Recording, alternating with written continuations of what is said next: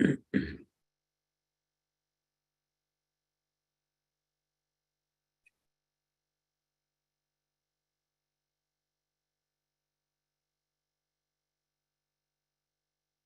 live stream is up and I'm going to start the webinar. Great. Thank you.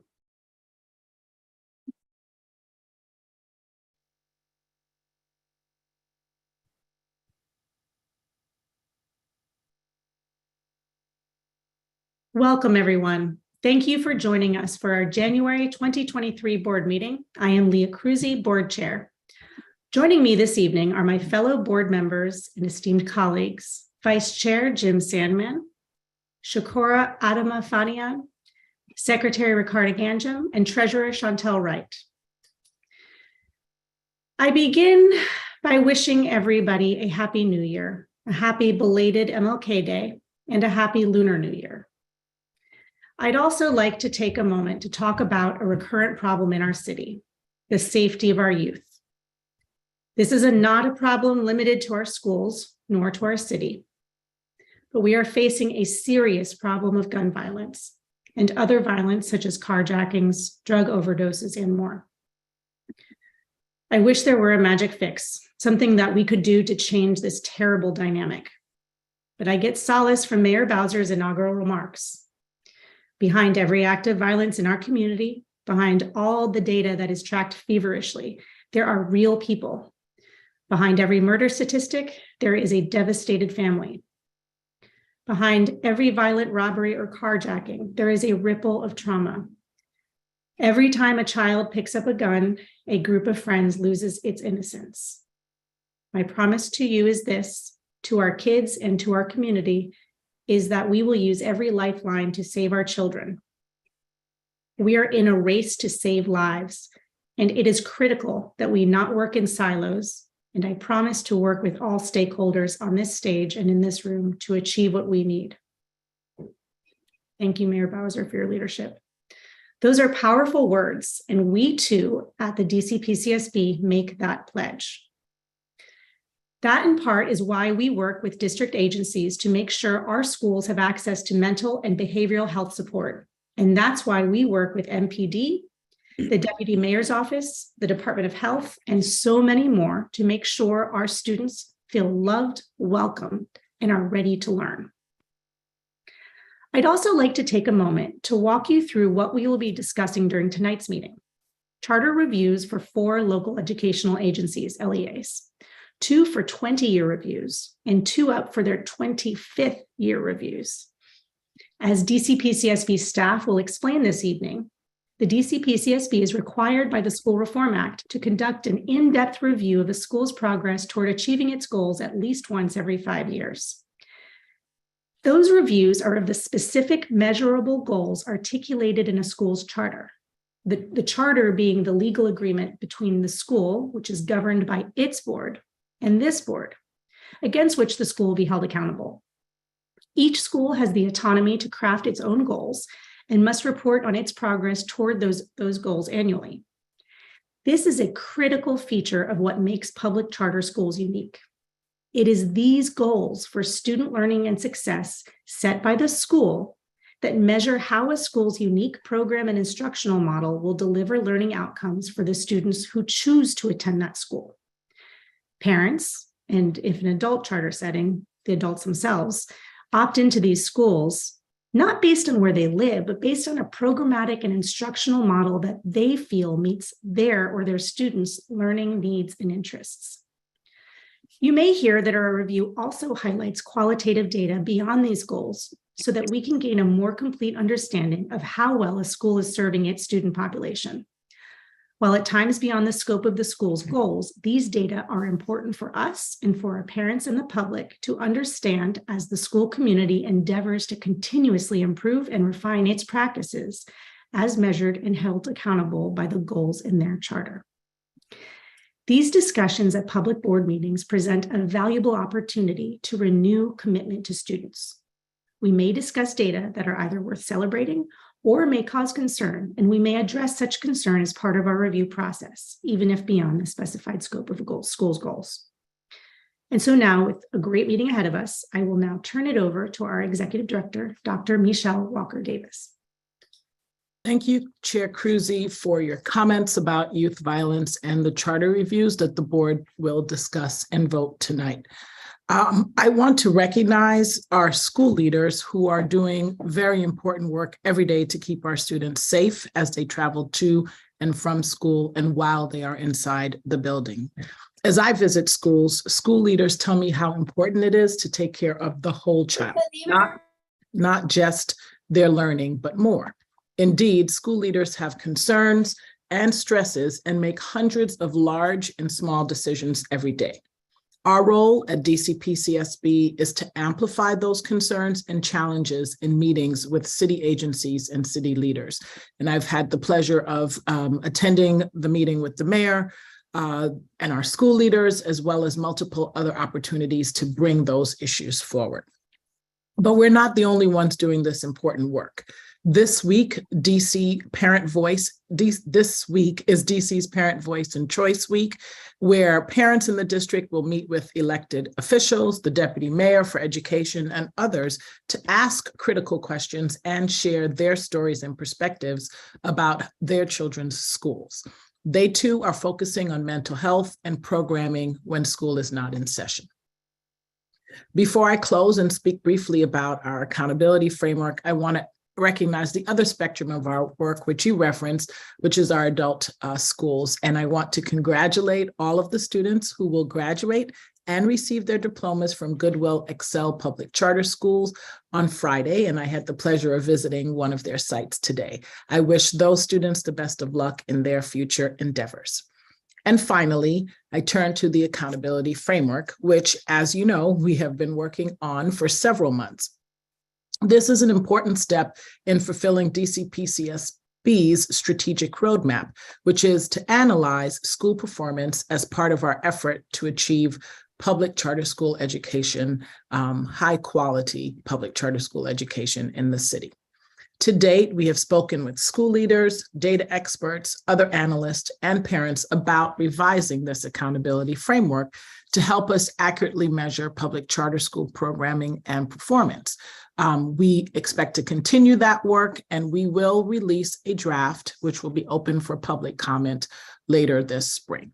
So I will turn it back over to you, Chair Cruzy, and look forward to a robust discussion about the schools that we have before us this evening. Thank you, Dr. Walker-Davis. Next, we will move on to the public comment portion of our agenda. I believe starter for this evening.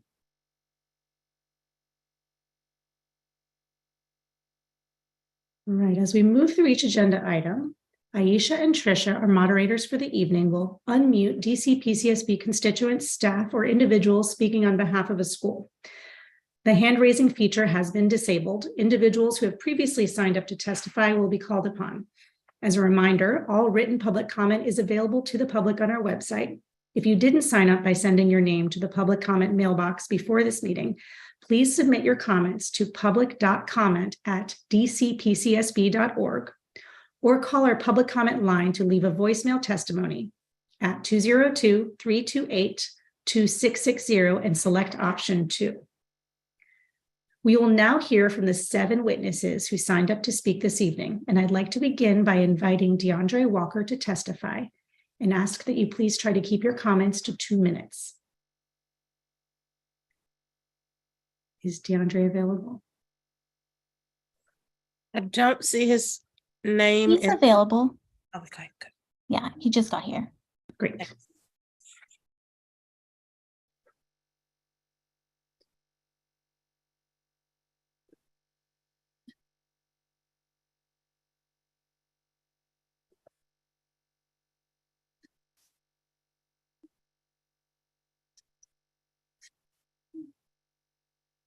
We can move on to the next person. Okay. Jayana Calloway.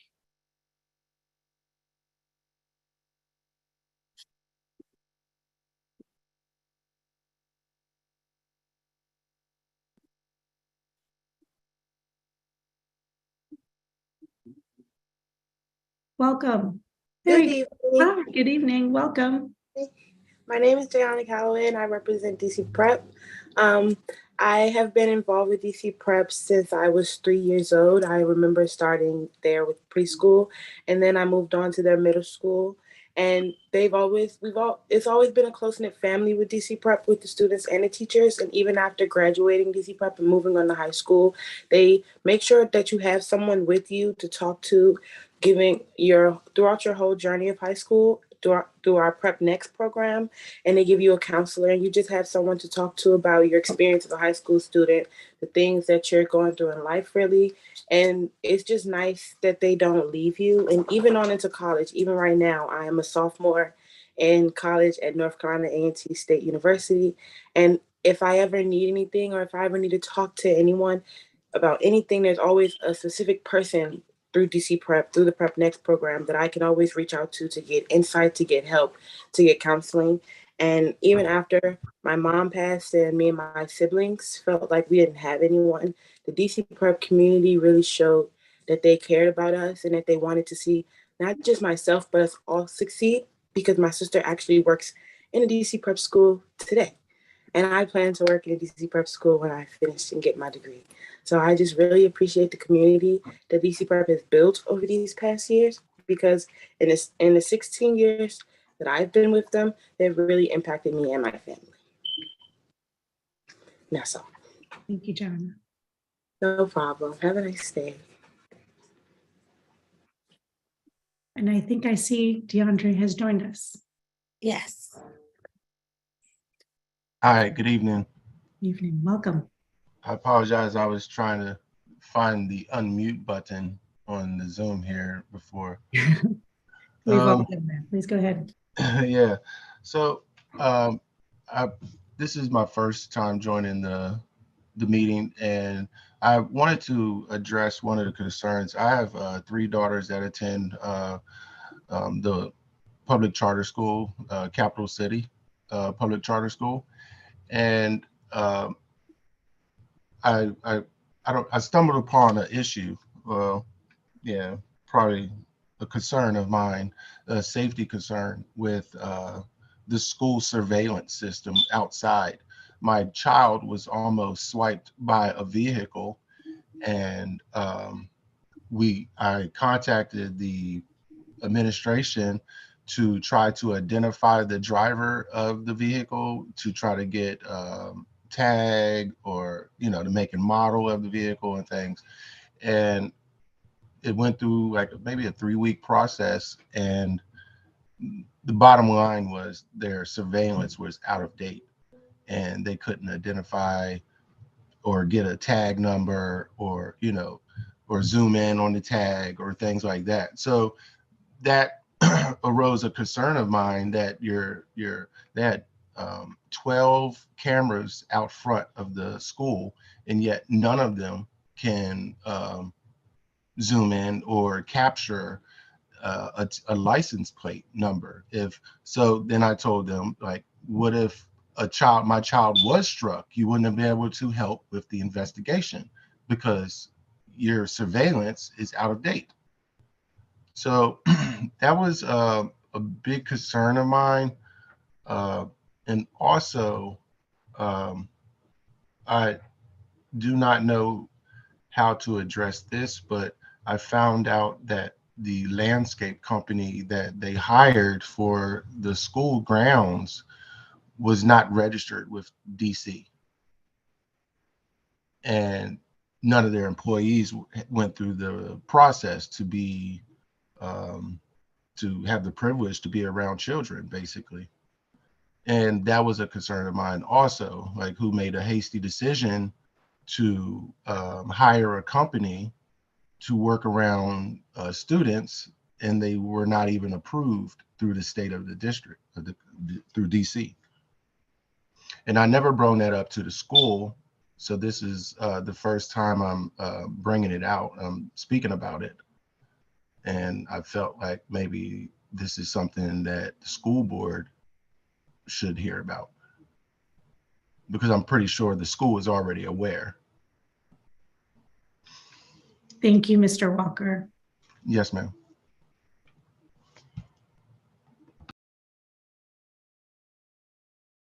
Next, we will have Nina Smith. I'm sorry, Janae McCrae.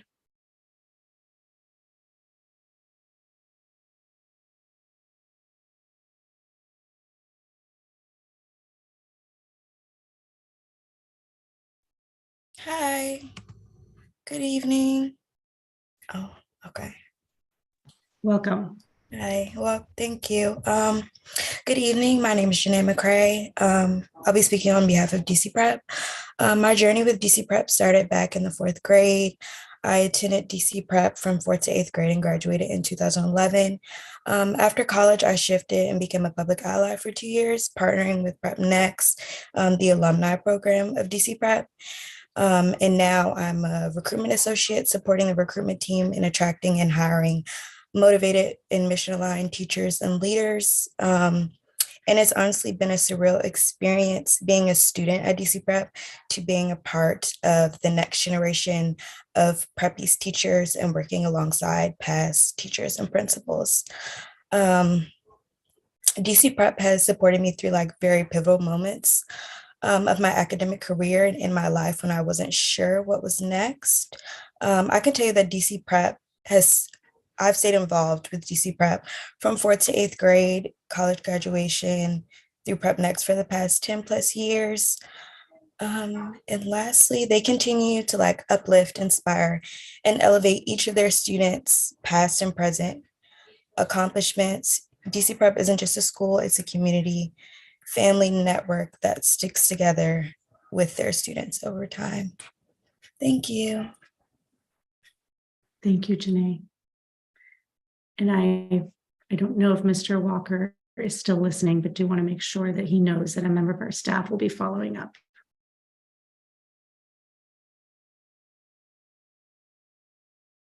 Okay, next, we will invite Nina Smith.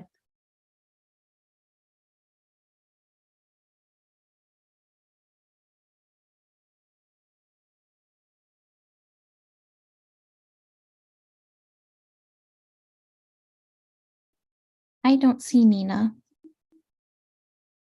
Okay, we'll move on. And if Nina's able to join, we'll welcome her back in. Glenda Bethay.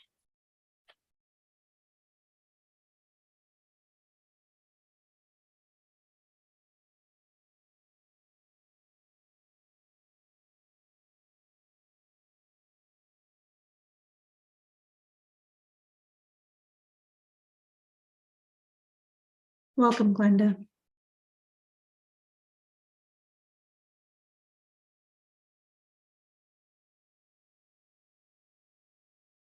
Mute. All right, here we are. Sorry. Okay. I am here on behalf of DC Prep.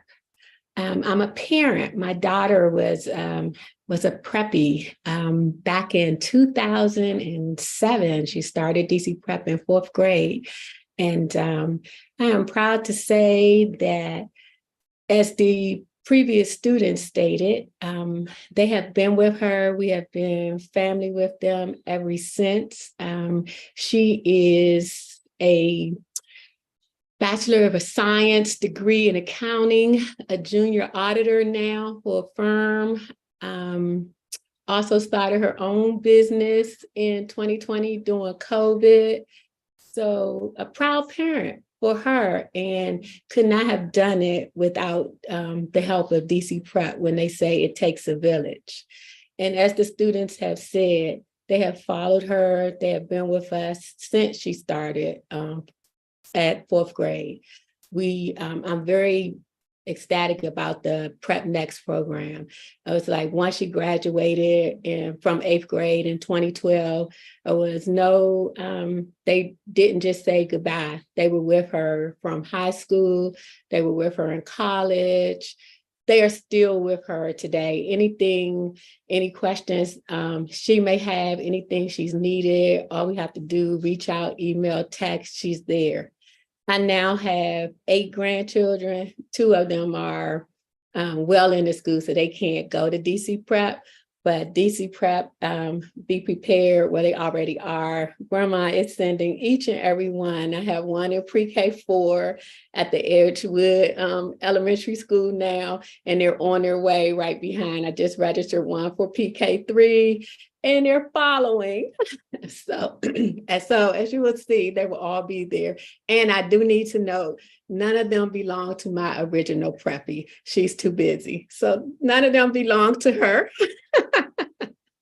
But I am, and I'm always there to support DC Prep with anything that they need from me as a parent. I'm always there to give back. So yes, grandma's doing field trips and, again, whatever they need from me, I'm there for them. Because again, they've always been there for me, for us, and they still are. So yes, I support them 100%. Actually, I need them to build a high school now.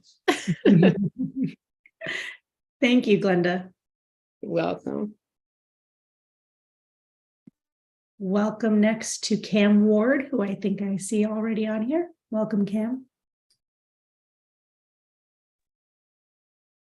Hello, can you guys hear me okay? Yes. Okay, cool. Awesome.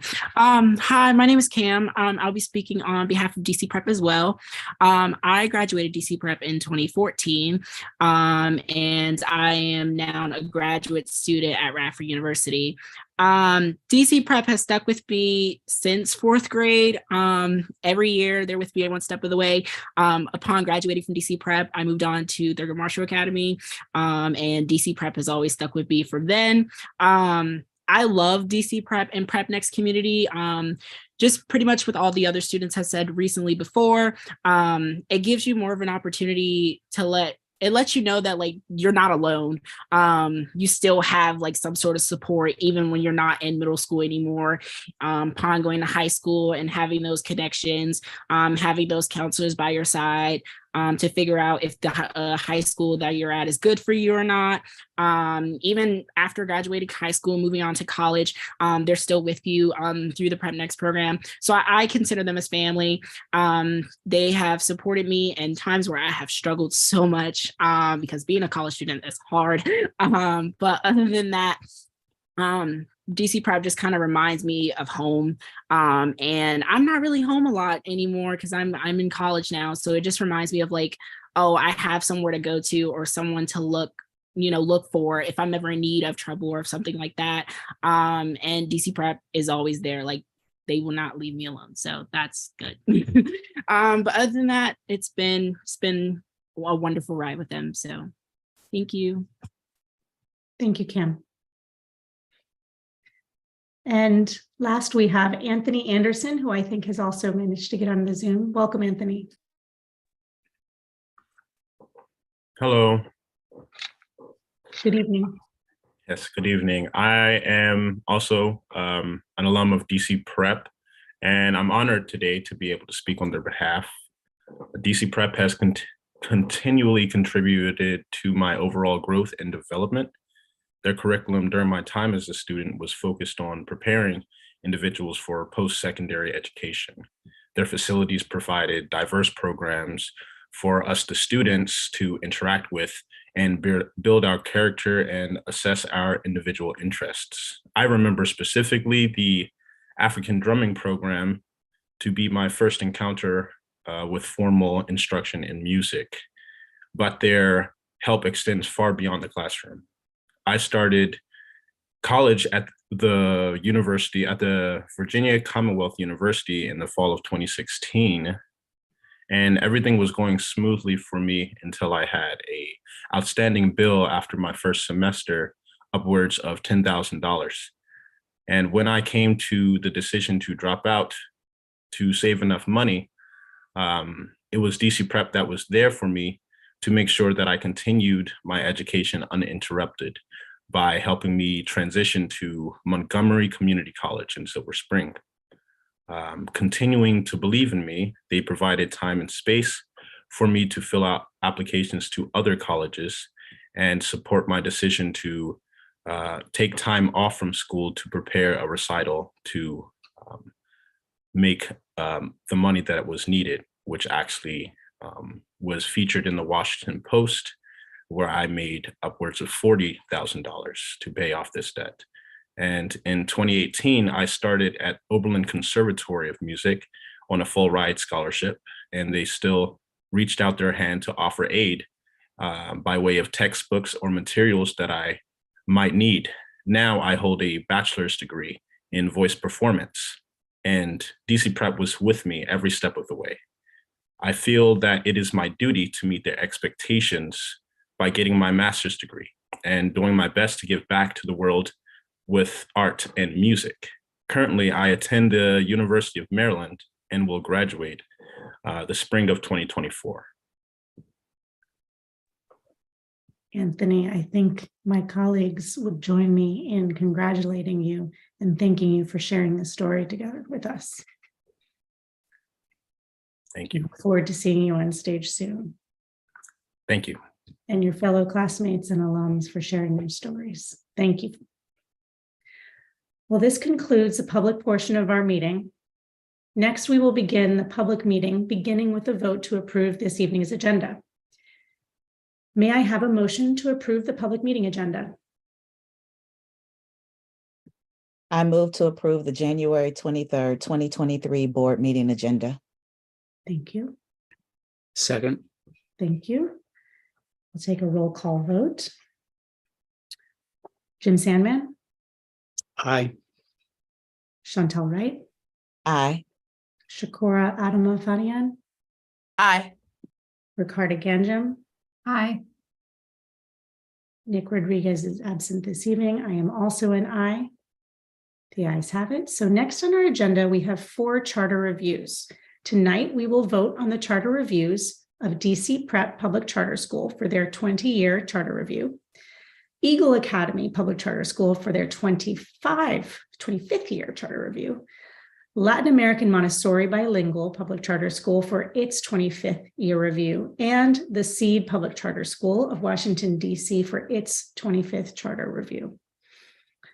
To support us with this, I would like to call forward Neda Musa, the Review and Renewal Specialist for the DC PCSB School Performance Department. And I would also like to welcome the DC Prep Public Charter School representatives to provide remarks during this charter review. Laura Maestas, Katie Severn, and Patrick Clowney. Good evening. My name is Neda Musa. I'm a senior specialist in the School Performance Department. Tonight, the board will vote on the charter review and continuance of DC Preparatory Academy Public Charter School, Eagle Academy Public Charter School, Latin American Montessori Bilingual Public Charter School, and Seed Public Charter School of Washington, D.C. The following charter review standard applies to each school. The School Reform Act stipulates that DC PCSB shall review a school's charter at least once every 5 years. As part of this review, DC PCSB must determine whether the school committed a violation of applicable law or a material violation of the conditions, terms, standards, or procedures set forth in its charter, including violations relating to the education of children with disabilities and whether the school failed to meet the goals and student academic achievement expectations set forth in its charter. If DCPCSB determines that a school has committed a violation of applicable law or a material violation of the terms of its charter or has not met its goals, the board may, at its discretion, revoke the school's charter or grant the school a conditional continuance. Additionally, there's a fiscal component to the charter review. Per the School Reform Act, the board is required to revoke a school's charter if it determines that the school has engaged in a pattern of non-adherence to generally accepted accounting principles, has engaged in a pattern of fiscal mismanagement, or is no longer economically viable. DC Preparatory Academy Public Charter School is up for its 20-year review. The school educates 2,105 students in grades pre-kindergarten 3 through 8 across 6 campuses located in wards 5, 7, and 8. The school's charter goals cover the following areas: early childhood performance in reading and math, student progress and achievement in English language, arts, and math, attendance and re-enrollment. All applicable DC Prep public charter school campuses met their charter goals, meaning DC Prep PCS as a whole met its goals. DC PCSB staff did not render a goals determination for DC Prep Public Charter School and Acacia Middle School. The campus opened in school year 2020-21, and it does not have any data prior to the COVID-19 pandemic. Per DC PCSB's COVID-19 impact policy, DC PCSB will not make a determination of a goal attainment for campuses with 1 or fewer years of pre-pandemic data. DC PCSB staff determined the school has not committed a material violation of law or of its charter, has adhered to generally accepted accounting principles, has not engaged in a pattern of fiscal mismanagement, and is economically viable. Based on these findings, DC PCSB staff recommends that the board vote to continue the school's charter. This afternoon, DC PCSB received a letter of support from Council Member Javon White, congratulating the school on its 20 years of operation. DC Prep Public Charter School representatives are available to speak about the school's performance over the past 5 years and to answer the board's questions. Thank you, Netta, and welcome DC Prep team. Thank you. I'm going to try and share my screen.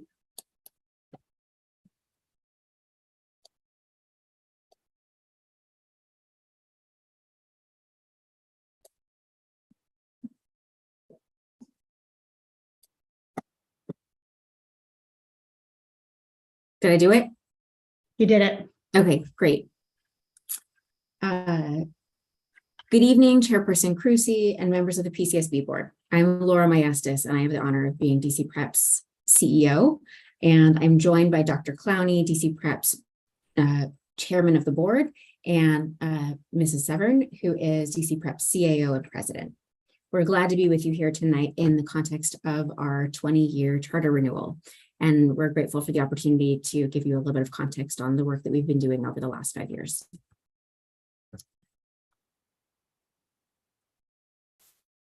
Before I jump in, I want to thank those who've made it possible for us to be here tonight.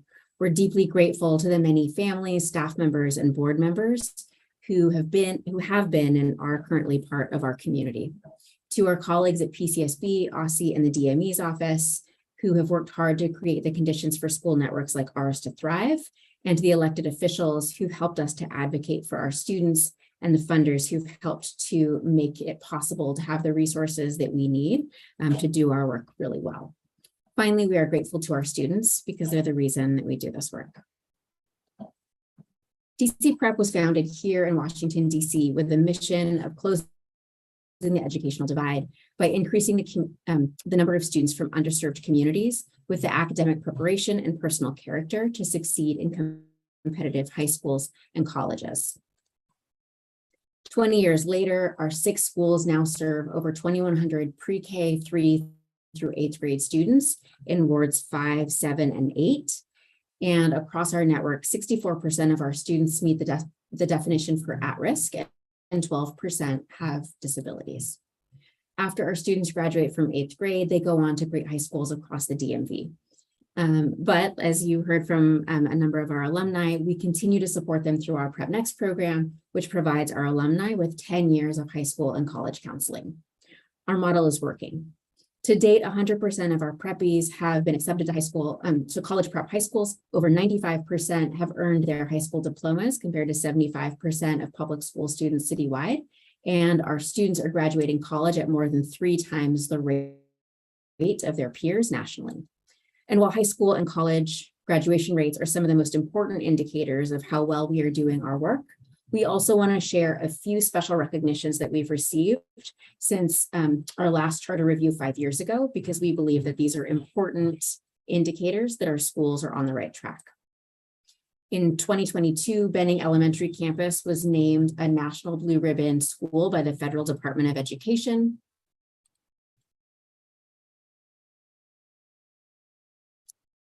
Also last year, we were named a School of Distinction by Cognia based on their in-depth accreditation review. This honor was given to a small fraction of the schools that they reviewed. Based on PARC results in 2018 and 2019, 3 of our 4 eligible schools were named Bold Performance Schools by Empower K-12. And all eligible DC prep schools were rated Tier 1 by the PCSB in 2018 and 2019. As you all know, that was the last time that tier rankings were released. 5 years ago, we created and announced a strategic vision to improve our program and to better serve our people who work at DC Prep. And we've been working towards that vision ever since. We've revamped our SEL framework and worked to embed it throughout the day.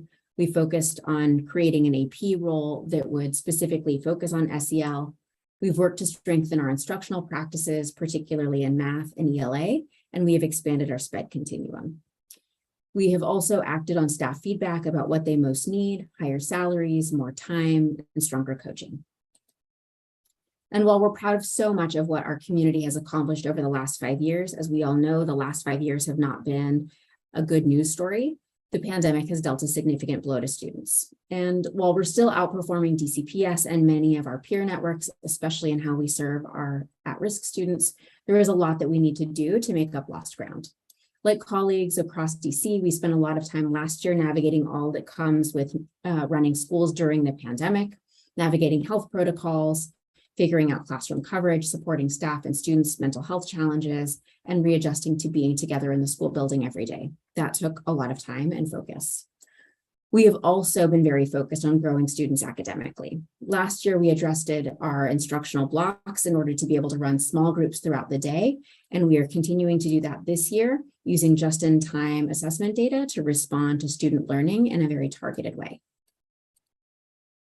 In addition to focusing on core best practices of good teaching, we are continuing to focus on the innovations that we believe will be needed to drive our schools forward over time. This year, we have been running 2 task forces with staff from across the network. Both are a continuation of the work that we started 5 years ago.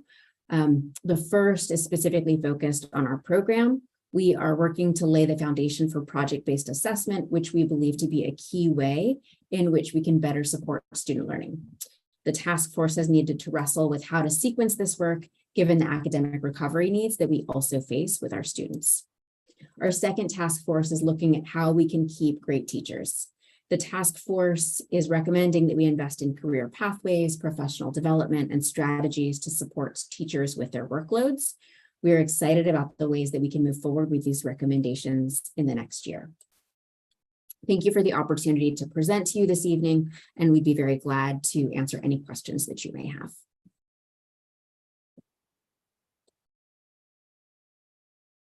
I'm not totally sure how to stop presenting, so I'm just gonna figure that out. While you figure that out, thank you for this. And thank you to the other members of your team who I'll eventually figure out how to be able to see. Here we go, gallery.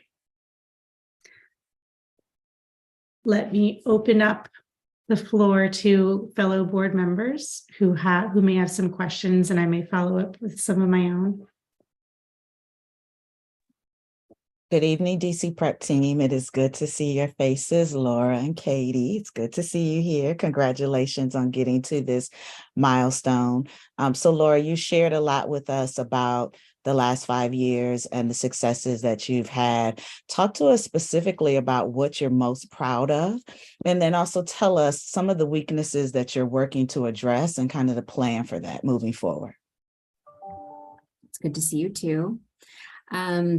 So I went through a number of our accomplishments in the presentation, but the things that I would highlight are earning Tier 1 status. That's always important. Having multiple schools earn bold performance distinction multiple times is something that we are really proud of because that gets at the core of our mission. Receiving the National Blue Ribbon Award at BEC this year, being a Cognia School of Distinction. But I have to say, even though we go through all of those things and they're all important and meaningful to us, I think one of the things that we're most proud of is the way in which our community has really rallied together to address the challenges of the last few years. It has taken an incredible amount of problem solving and creativity and grit just to figure out how to just readjust to do our work differently, but also to hold tight to the things that matter most. And we've just seen so much just brilliance among our students and our staff and the families that we work with, and we're really proud of that. In terms of weaknesses that we are working to address, obviously one of our biggest priorities right now is around academic recovery. Our students have lost a lot of ground academically, like students around DC and around the country. And so we're working very hard to get students caught up. So that requires that we really need to know where each of our students is academically, and that we have a targeted support plan to be able to get them to where they need to be.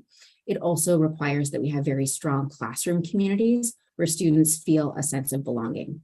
Both of those, academic recovery and classroom culture, require a lot of attention from our teachers and our school leaders. And so we've had to think a lot about like how that looks the same and how that looks different after the pandemic.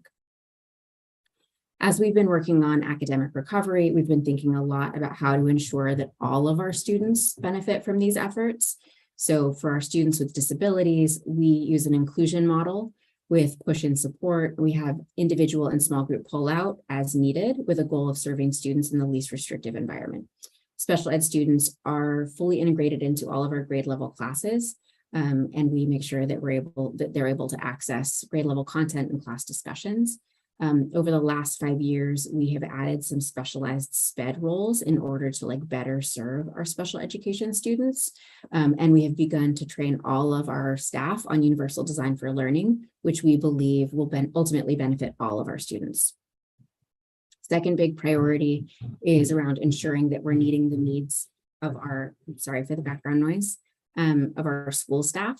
Given the enormity of our students' needs in this moment, both academic and social emotional, it's really easy for staff to feel overwhelmed. I know that everyone is talking about that and feeling that right now.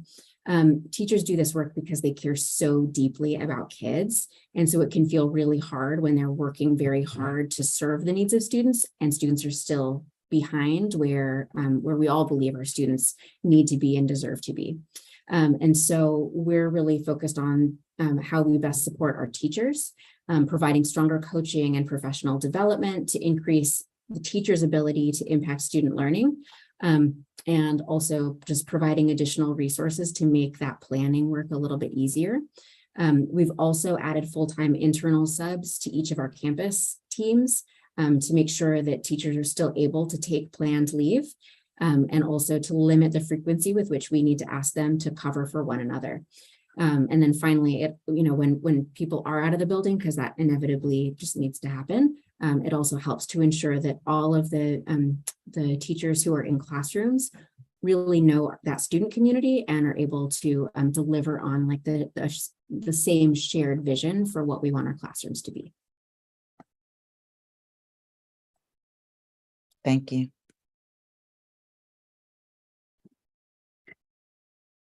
Thank you for that. Laura, I mentioned in my opening remarks that we receive data that can help give us a more complete picture that may be beyond the specific goals in a school's charter.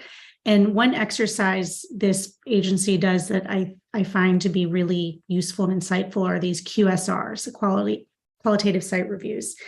And as I was reviewing that part of DC Prep's report, I noted that of the ELA samples and of the 30 ELA samples and 30 math samples we received, in the case of ELA, about 14, and I should provide a little bit more context here, that in this case, this is part of an endeavor PCSB staff and the new teacher project consultants do to review the rigor of student samples of work, to ensure that students are being exposed to adequate and adequately rigorous grade level standard work in both math and English language arts. And in this case, in the ELA, about of the 30 samples received, I think 14 of them were rated sufficient. And in the math side, about 11 of them were rated sufficient. I really appreciated the part of your presentation this evening where you were explicit about the urgency for academic recovery needed, not just for DC Prep students, but across the country. And just ask, can you speak at all to how you are addressing the need to address academic recovery with the rigor of high academic standards to be able to present to kids?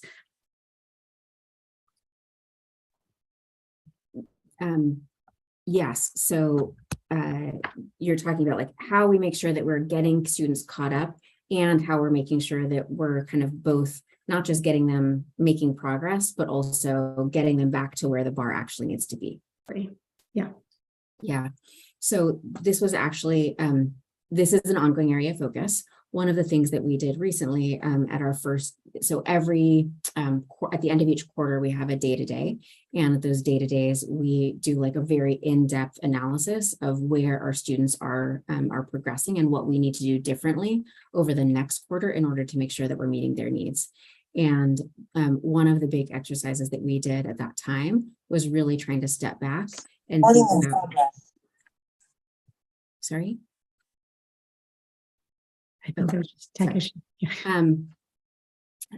Was like really thinking about like what areas do we need to go back and like reteach from like, you know, potentially prior grades in order to make sure that students are like getting back what they may have missed and what's kind of preventing them from being able to move forward, so that way we're also able to still continue to push forward. So we spend a lot of time trying to use small group pullouts to think about how we're able to more individualize instruction in order to like get students caught up to then also be able to continue to push forward. Thank you. And I realize that your response to Chantel earlier addresses some of this too at this small intensive group work. Thank you. And I think Shakura had been having some tech difficulties. I'm glad to see her back on here. Did any other board members have additional questions? Hello, no, this is Shakura. No additional questions, but just wanted to congratulate the school for its work over the last 20 years. And also just kudos to all of the students and alumni who came back. That's a testament to what you all have done and sort of the fruit, if you will, that's coming to bear because of all the seeds planted. So just kudos to you all. Apologies, my camera decided not to work anymore, but I'm here. I second that. I particularly enjoyed the alumni presentations. Thank you for those. Thanks. Yep. I also don't have any questions, but really appreciate your presence tonight and everyone that you brought forward and hearing those stories. Thank you. So Leah, I actually do have one last question. It's actually for Patrick as the board chair. Patrick, can you talk to us about how the board thinks about supporting a school at this age, right? Going into its 20th year. It's been around for a while. It's a proven model. You've got seasoned leadership. Katie, I say that with love. In terms of, you know, people having been there for a while. How's the board thinking about this work and supporting this team? Yeah, thank you for the question. So I think from the board's perspective, the thing that we really try to do is listen at our quarterly meetings that we have, particularly listening to Laura and Katie and what their challenges and issues are. And we try to work with them to come up with those plausible solutions and stuff. But it's really Laura and Katie, but we try to give them direction. We try to give them support, whatever they're asking for. So I think that's been our biggest strategy. We'll have conversations and we will discuss, but it's really more of like, we're there to support Laura and her team. We're there to support the kids. We're there to support the teachers, the faculty. So our perspective is I don't think we go in thinking that we know the answers. We go in with the perspective of we want to listen to what the challenges are, listen to what they think the solutions are, and then really try to support Laura and her team in those academic endeavors and stuff. The other thing I would like to just add is that I think our growth over with the Anacostia Middle Campus is another kind of big thing that I would think that's really big for DC Prep and our brand new Wilkinson campus. If you go over there, it is a phenomenal building if you haven't seen it yet, and just continued growth. And then please spread the word about DC Prep. If you like our product, I love our product. So anybody that's on here, wards 5, 7, and 8, we would love to have you.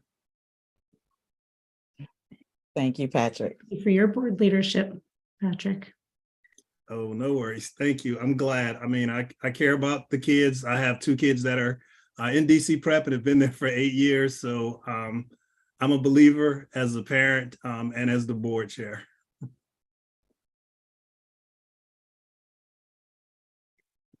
Katie, is there anything that you want to add? Maybe just because I want to hear your voice. Anything you want to say? Hi, Chantel. Thank you for having me here. I don't have much to add, obviously. I've been at DC Prep. How did you call me? Seasoned. I've been around a long time, and I'm certainly proud of all that we do. But I think, as Chantel and many people who know me know, it's never good enough, right? We have a lot of work to do, and we are very committed to continuing to provide the highest quality schools we can to the students we serve and families we serve. Thank you for the opportunity and your support. Thank you. And I think others will agree that the testimonies earlier suggest that this is a network that wants to persist beyond good. So colleagues, I will now entertain a motion.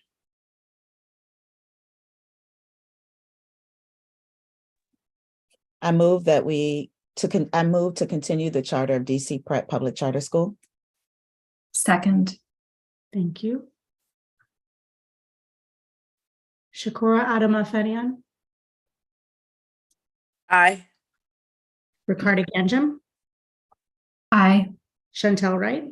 Aye. Jim Sandman. Aye. Nick Rodriguez is absent this evening. Leah Cruzy is an aye. Congratulations, DC Prep team and family. Thank you. Thank you. Congratulations. Thank you very much. Thank you so much. Yeah, we're grateful. Keep doing great work, guys. Thank you. We look forward to it. All right. As Ms. Musa is already in place to make her remarks, I would like to welcome the Eagle Academy Public Charter School representatives to provide remarks regarding their charter renewal. That is Joe Smith, Sabrina Ogilvie, Aaron Lentner, Trinice Jett Jones, Melissa Hammett, Royston Little, Aaron LeCoyne, Charmel Robinson, Ivana Thornton, and Lakia Lockett. This is where it's good we're virtual, because that would be a lot of seats around a table. We're glad to have you here. Eagle Academy Public Charter School is up for its 20-year review. The school educates 407 students in grades pre-kindergarten 3 through 3 across 2 campuses located in wards 6 and 8. The school adopted the Performance Management Framework, or PMF, as its goals. In doing so, Eagle Public Charter School committed to achieving an average PMF score equal to or exceeding 50% at each of its campuses during and at the time of its 20-year review. The school met its goals, with each campus earning above the targeted PMF average.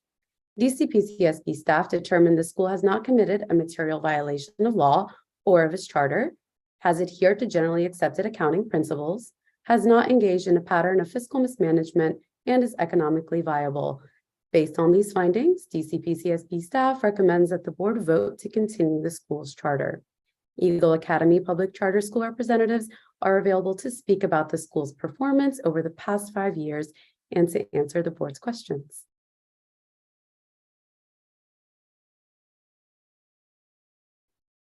Welcome. Thank you. Are we on? You are on. Thank you. Okay. I'm Joe Smith. I'm the CEO of Eagle Academy. Sitting next to me is Aaron Lentner, who is chair of the Board of Trustees. And also on here is Sabrina Ogilvie, our deputy CEO. All those other names are there in case you have very specific questions about very specific areas. We always like to have our staff on because they do know what's the specifics of it. And we work together as a team. I did want to make one correction to Eagle Academy. We are at our 20th year. We would love to be in our 25th, and we expect to be here for our 25th in the same situation, but we are in our 20th year. We were founded in 2003. We began in August of 2003.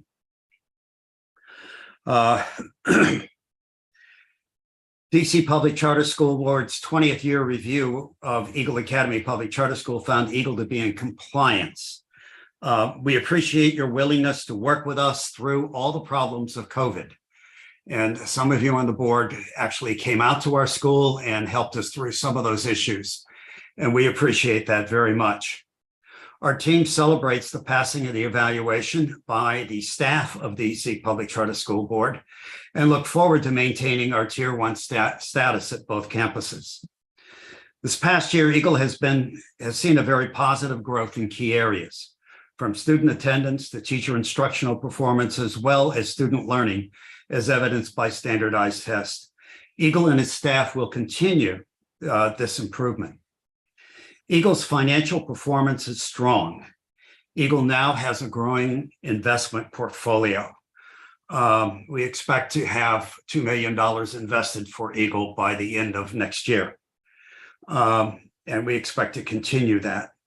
Eagle expects to continue with a balanced budget that includes a reasonable surplus. This will make Eagle a very good educational option for DC families for years to come. Eagle looks forward to working with Public Charter School Board and its staff to make Eagle the best possible educational program for the students we serve. With that, I will turn it over to our board chair, Aaron Lettner. Good afternoon. I'll try to be brief. For myself, sitting here reflecting on Eagle's 20 years of performance as a early childhood educator, the thought does occur to me. I've been involved since my eldest started school at Eagle in 2015. So I've been involved with them for quite a number of years. And one of the things I'd like to reflect on is one of Eagle's principles is that it's not just about educating students academically, it's about taking care of Eagle students as a whole and approaching the student from that whole perspective. And I think coming through the pandemic has shown that is one of Eagle's strengths. And as the chair of the board, I look forward to continuing on in the next 5 years, ensuring that Eagle remains true to that principle and helping as we help to make sure that the students reach to make up the delta in educational performance that COVID has caused, that we continue to not forget that it's the student as a whole and the community. So I think Eagle has done a good job of that, and I am looking forward to continuing that in the future. Yeah, we hope that we will be able to continue to achieve our Tier 1 status that we have. With that, I would like to turn it over to Sabrina Ogilvie. Sabrina, are you with us? Yes, Joe. Hello, good evening to the Public Charter School Board and all the panelists. Eagle Academy Public Charter School is excited about the recommendation to continue its charter. This recommendation reaffirms our commitment to provide our students and families with excellent opportunities to develop the whole child. While we are excited, we remain cognizant of the fact that our students and staff are adjusting to the new norms brought about by the pandemic, and that our programs must be tailored to fit the various needs which our students are presenting.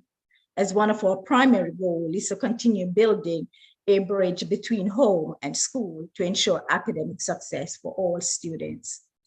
We understand that this will require us to recruit, maintain, and develop our staff to be equally vested in this vision and ensure that they are equipped to support all students.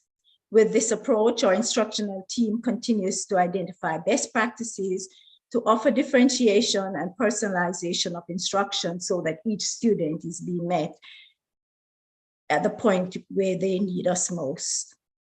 The report reflects that we have been steadily improving in the different academic areas, but we are not at the high academic standards which we strive for. But we are progressing towards that goal and will be relentless in our efforts in helping our students maximize their potential. We continue to constantly review, revise, and redesign our programs as needed so that we can achieve greater levels of growth and achievement as we move beyond our 20th year of educating and supporting students. We believe that with our current families, our current staff, our programs, and our partners in education, we can make a powerful impact on students who will exit Eagle as critical thinkers and emotionally competent individuals. Thank you for hearing us.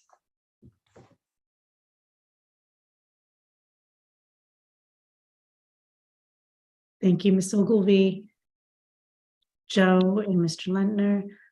I would like to first welcome fellow board members to introduce any questions they may have, and I may follow up with some of my own.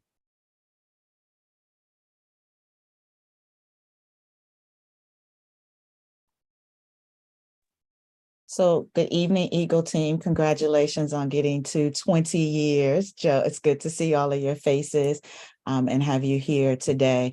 So talk to us a little bit about what your accomplishments and what you're most proud of over these last 5 years, and go back to 20 if you, well, don't go all the way back to 20, Joe, but so, tell us what it is that you're most proud of. And like I asked the last school, also tell us what it is that you're focused on in terms of the areas that you know need improvement. And Sabrina will join me on this, as will the board chair. I am proud that we're a community school.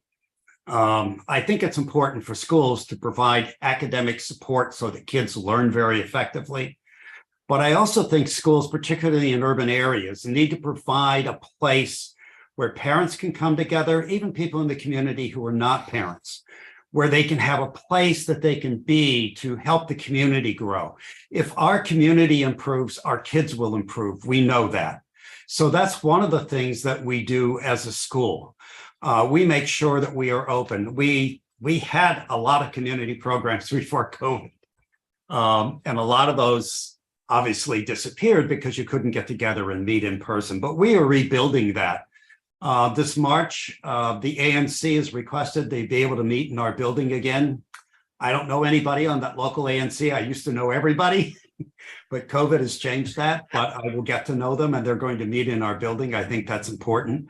As you know, we have been a place where anybody in city government who needed to have a community meeting could come to our school and do that. I think that that will resume.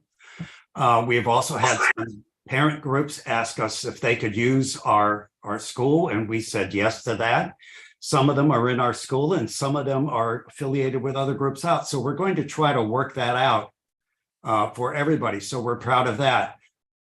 But part of the reason we do that is we believe this helps make our students more aware that we support them in more than just academics. And we know that from the research, if you support the social emotional and give a good academic program, the kids will learn. But if all you do is push the academic and don't focus on the social emotional, the academic will not achieve as high. So that is what we've been focused on. Sabrina, did you want to comment on that? Yes, Joe. Some of our two areas that are currently areas that we are working on as a result of the pandemic, particularly, is our academic deficit.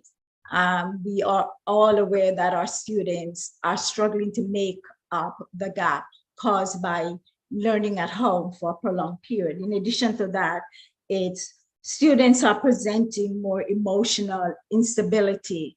And so these are two of our main areas of focus currently.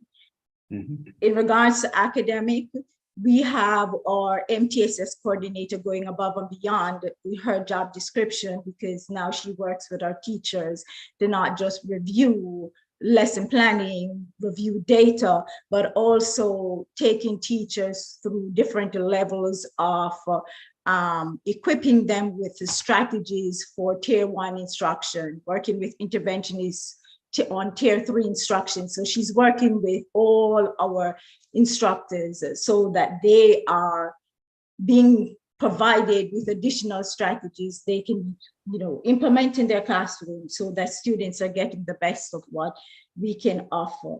In terms of emotional stability, we now have a dean, who is coming from a SPED background. So this is someone with the understanding of how to cater to the emotional needs of our students. And this individual is being supported by our entire special education department with all our social workers or clinicians or psychologists, so that we are really tapping into the root cause of the behaviors that students are exhibiting that prevents them from learning and helping them to understand their own needs and self-regulate. So this is an entirely different approach. So far, it's been going great, and we're hoping to build on this. And Ms. Jet Jones is here, who helps us to support that department, and a lot of our support is coming from her. So those are two main areas of focus right now. We also have received a number of grants, not that the money has come to us, but organizations have committed to putting staff in at their expense. And that has helped Eagle a great deal, but we have had that we had a lot of that before COVID. We are getting it back now, and that's part of what's helping us this year, is we're getting additional staff in from community organizations that are providing additional support to our students. And I also should say to our teachers. They both are receiving support, and I think that's very important. We've set aside money to link into a program where teachers can get online at any time, day or night, and talk with a therapist. We also have, don't we have weekly, we used to have, I know over the summer, the weekly therapy groups that some of the teachers were in, because it's very stressful. And if you don't take care of your teachers, how do they take care of your children? So those are some of the things that we're doing to try to make this a really wholesome school and a highly productive school for teachers and children.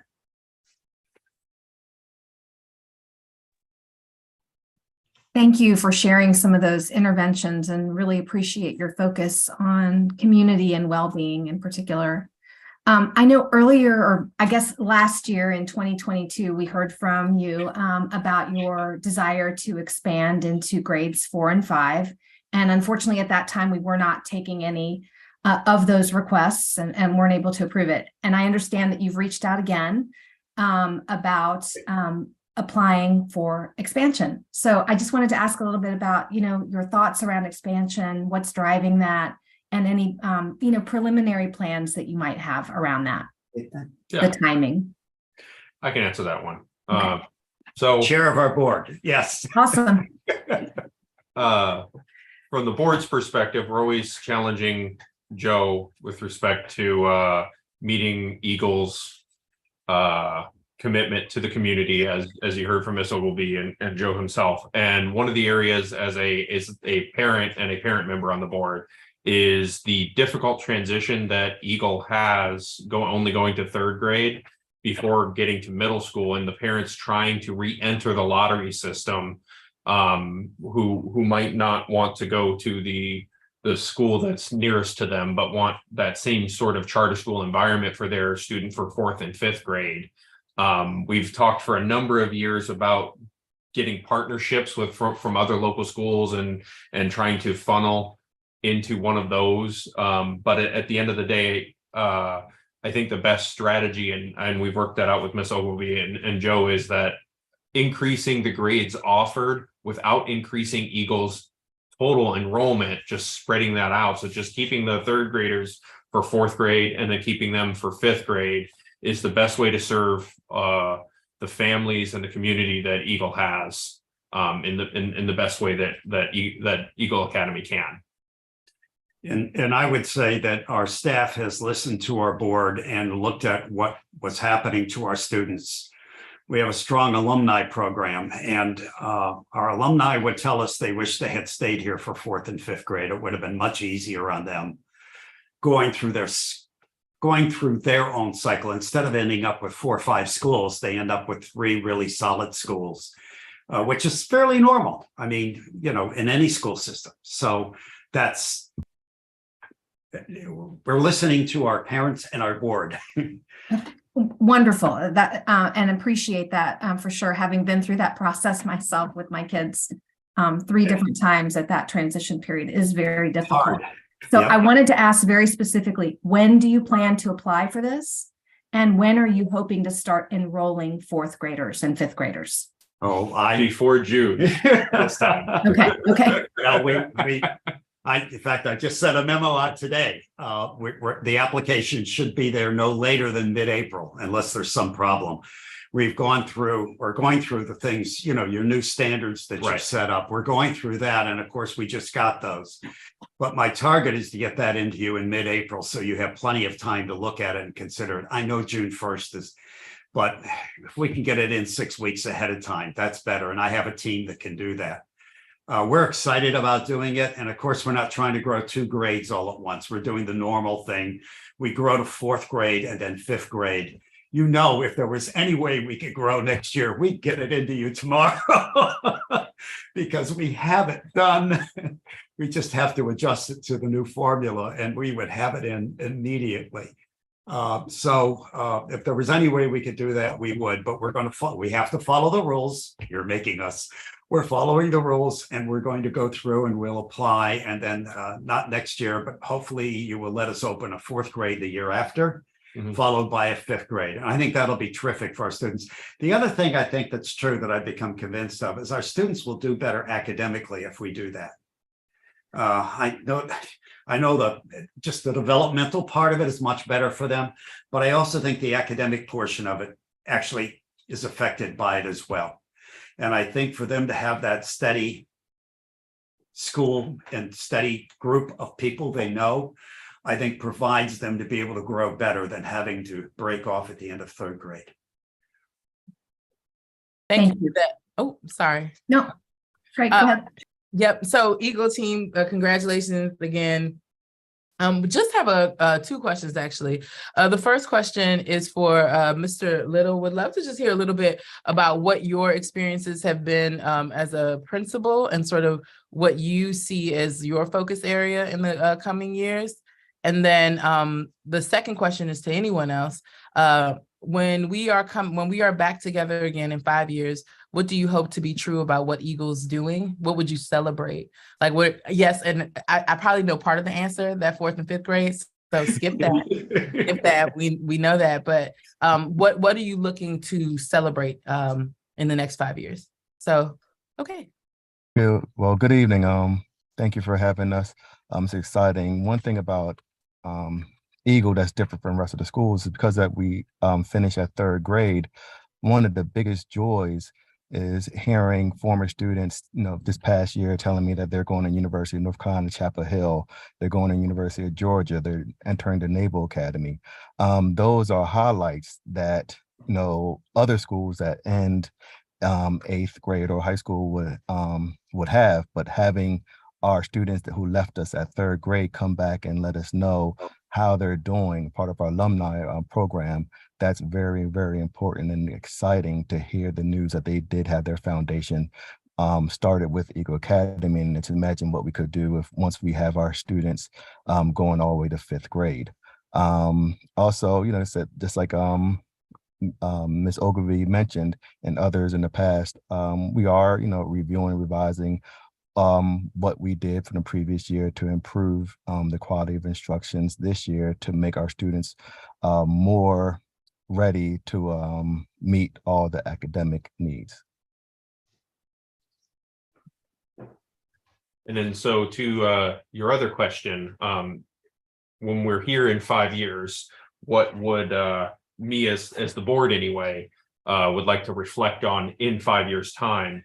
Joe spoke very briefly in his opening remarks about Eagle is working on working on some investment portfolio, and Joe also talked about the community as a whole and all of the activities that we did with the community before COVID, and that we're restarting those. One of the things we're looking to do with trying to have some investment is to be able to reinvest in the community. And I would really love to be able to come here in 5 years and tell you all the great things and unique and imaginative things we were able to do in our community that just extends beyond the academics, but ways we could really affect the community in Ward 8 and Ward 6. So that's what I as a board am going to be pushing Joe over the next 5 years so that we can tell you that story in 5 years' time. And if I may just add a little bit, for me, if and when we return in 5 years, my goal is for our 3rd graders, 4th graders, then probably that our PARCC scores will be exceeding that of the sector norm. That's really my goal, my hope, my goal, my dream for our students to be excelling above the norm. I'll just tell you one of the things that I appreciate, having been here from the founding of Eagle, is that the people you see on tonight, not everybody who has spoken, but everybody whose name is listed there, have been with Eagle a very, very long time. Our board chair is the rookie. Everybody else has been here for probably 8 to 20 years. Trinice Jones started with me 20 years ago as our special ed teacher, and then went on to become head of our special ed department the following year. Sabrina, I think you've been with us 10 years or 12 years. Did we ever decide what that was? So she's been with. Yeah, Max has been with us since we're in our 20th year. So Max, I'm sorry, Mr. Little, our principal, has been with us, I believe, 17 years. So when you go through our staff and see, we try to keep our people. We think now we ought to keep our kids a little longer. But part of the reason we do as well as we do is because we have a cohesive approach to education. Yes, it evolves. Of course it evolves. Kids change, community change, we have to change with it. But the one constant we have is that children's, and I think most schools say this, but children's well-being, the wholeness of the whole child is what we want to educate, because any one part doesn't work. And we also believe that if you have the community, and I'll just tell you, when Cassandra Pinckney was alive, my partner who helped found this school, we used to say this. One of the things we believe in a community school is both of our mothers used to go to school at night, not to learn, but to play volleyball, basketball, have a good time and be part of the community. That's what we think our school ought to do for our communities as well. And we hope that we eventually achieve that a little better. COVID has disrupted everything. We were doing that a lot better, but we are getting back to it. And we're also introducing a lot of our programs that we had before COVID. Thank you for all of this, and thank you for joining the visual part of the Zoom, Principal Little. It was nice to visit the school over the summer. So it's great to see everybody here without masks, even if on Zoom. And Ms. Ogilvie, thank you for naming, both of you for naming the academic piece. So in our last conversation, I invited the DC Prep team to speak to the QSRs that had been conducted during this review period. And there were 2 QSRs that had been conducted at Eagle, one prior to the pandemic into the 2018-19 school year, at the Tier 3 campus, Congress Heights, and in the 22-23 school year. And I want to invite the opportunity to speak to this. And the question posed to DC Prep had been, we understand, we all acknowledge the last few years have been extremely difficult for students and school communities alike. We also acknowledge that the world that young people are going into is still going to require them to be able to do the academic things that the world needs them to be able to do to live their fullest lives. And these QSRs provide an opportunity for schools to understand beyond just the numbers how instruction is happening and what kind of rigor is being presented to students. Can you speak to some of the insights gained from those quality site reviews as you look forward to these hopes and dreams and truths of the next 5 years? Sabrina, I'm going to let you go with that in detail, but what we have done is we have allocated a number of funds to try to provide the additional support that our students will need to come out of the problems and the damage that this COVID has caused. And there's no question it's caused damage. I don't know if you saw there were 2 national research groups that came out maybe a week or 2 ago saying that 3% of public school population has just disappeared. And for those of us who've been around a while, we know it didn't disappear in the suburbs. It disappeared primarily in the cities. A lot of people have not sent their kids to school. They've withdrawn their kids from school. It's been a very difficult thing. But in terms of the QSRs and the kinds of things we have tried to provide additional support to try to make that work better. Sabrina, would you like to comment on that with the specifics that we're doing? Hi, Joel. The principals are prepared to speak to the QSR. Hello, everyone. My name is Aaron LaCoin. I'm one of the principals at the Congress Center for first through third grade. Can everyone hear me? Okay. All right. So thank you for allowing us to speak. You know, the academic portion and definitely the deficits that we see are alarming. I think what's positive is that I see this as a foundational year, a year of building. We've gotten lean, we've gotten kind of mean and tight in terms of our staffing, our student size is smaller, our staffing is smaller. And so it really allows us to really dig deeper with intervention. So we have a solid intervention team of about 5 or 6 intervention staff members that are working individually with the students. That's better than me. Looking into classes. A lot of things that we really weren't able to achieve successfully last year within the teacher shortages and a host of issues with students returning to school. So this school year really feels like it's a nice building block. And with that, you know, adding those components, we have a Springboard team, a Springboard collaborative that works with us that has a tutoring program that we do after school.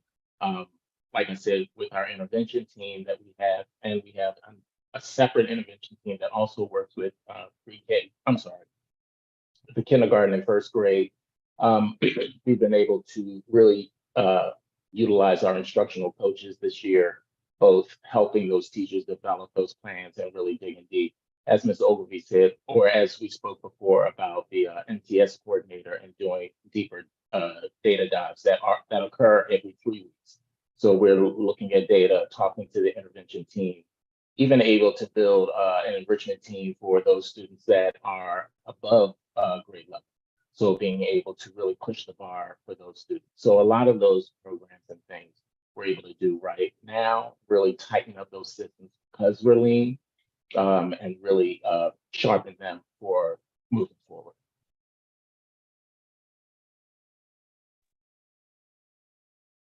Thank you for speaking to that. And just to piggyback off of Mr. LaCoin, and we mentioned it before that, you know, we service the whole child and providing the students with the social emotional support as well as the academic support. We believe that will really help our students achieve at higher rates this year, as well as I mentioned before, just reviewing, revising what we implemented last year, looked at last year's results, and then make the adjustments this year to ensure that we are providing more rigorous content or information for students to learn, acquire, and then apply every day in the classrooms. I did want to add one short remark to your question.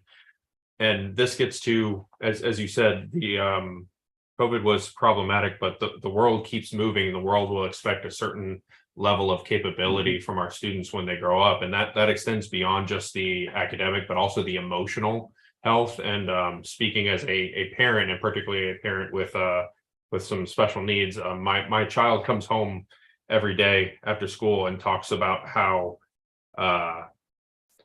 she does in small group, and I see the development and the change and the improvement since we were back at home in at-home school, and that emotional growth and that emotional stability. So the efforts that Eagle Academy is making is working to start that healing and build that emotional maturity that's needed just as well as the academic standards.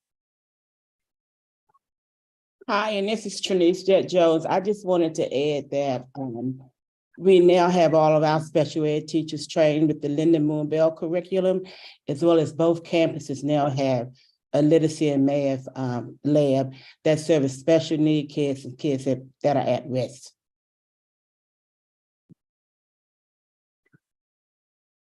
Thank you. Thank you.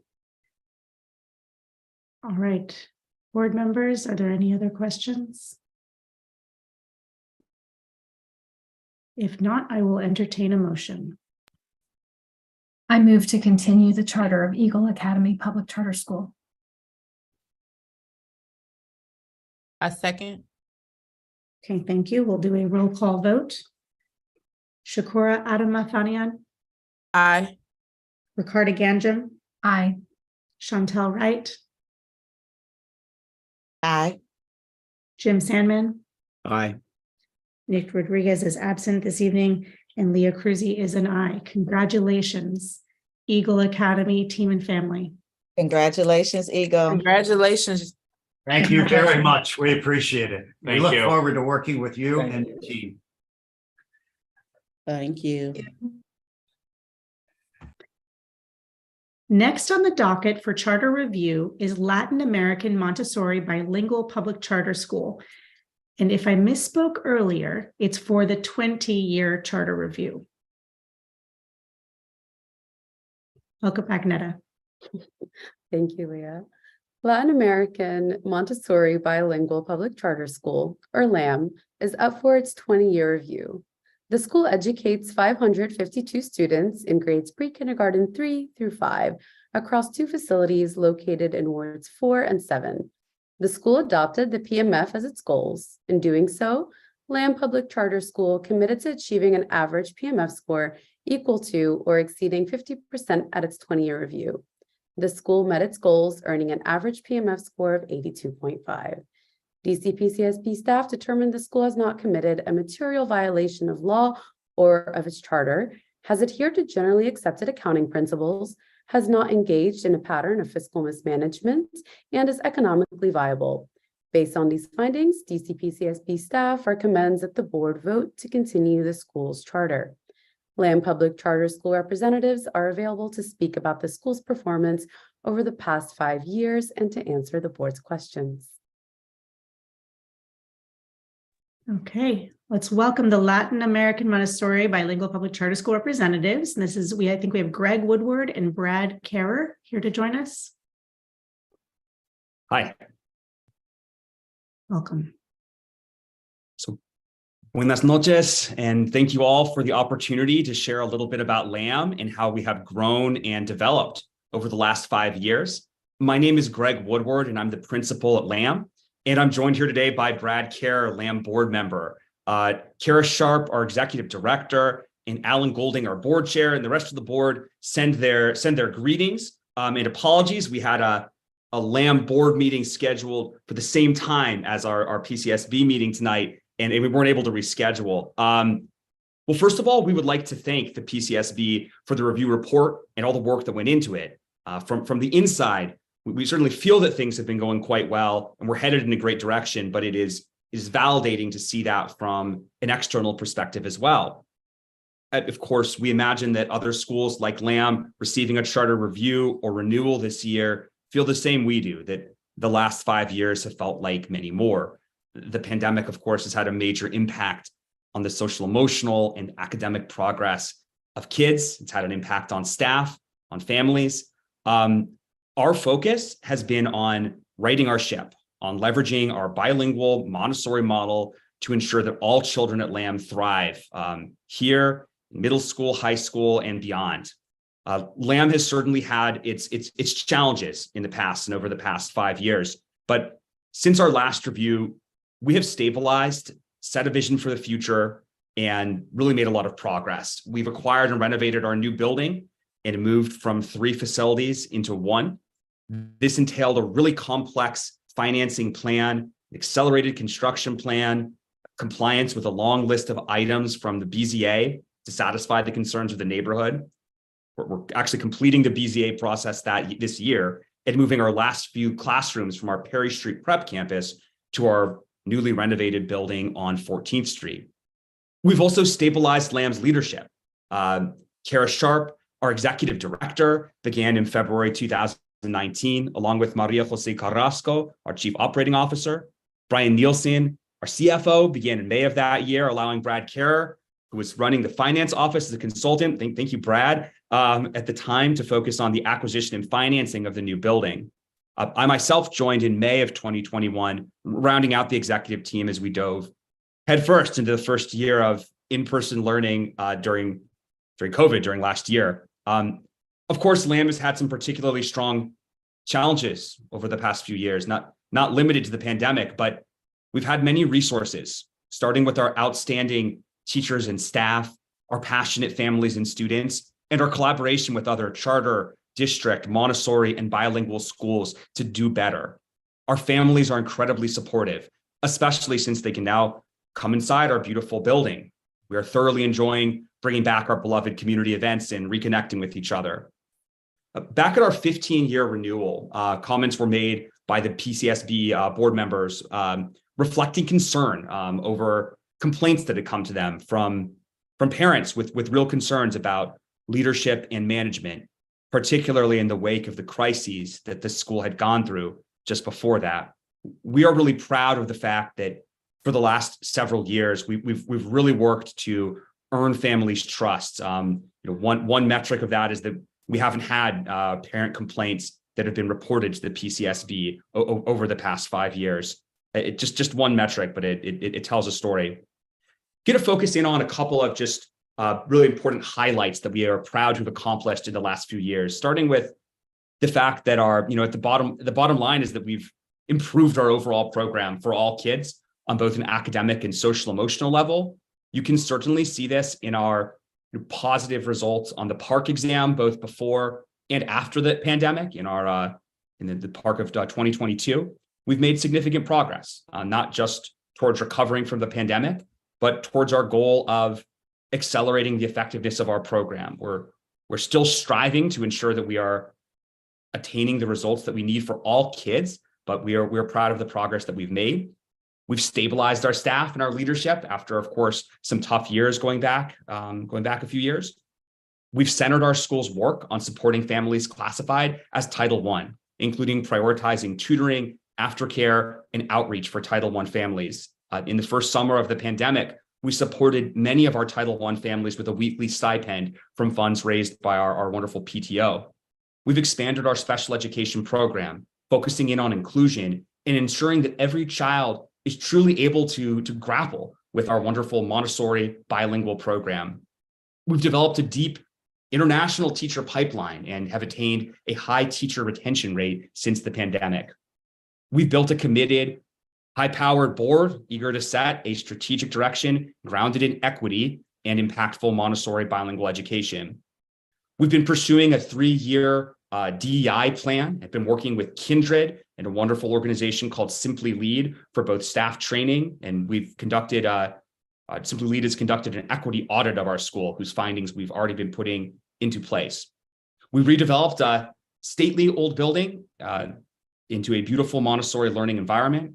We've leveraged our awesome finance team's strengths to lock in a very low rate to finance the building and renovations with tax-exempt bonds.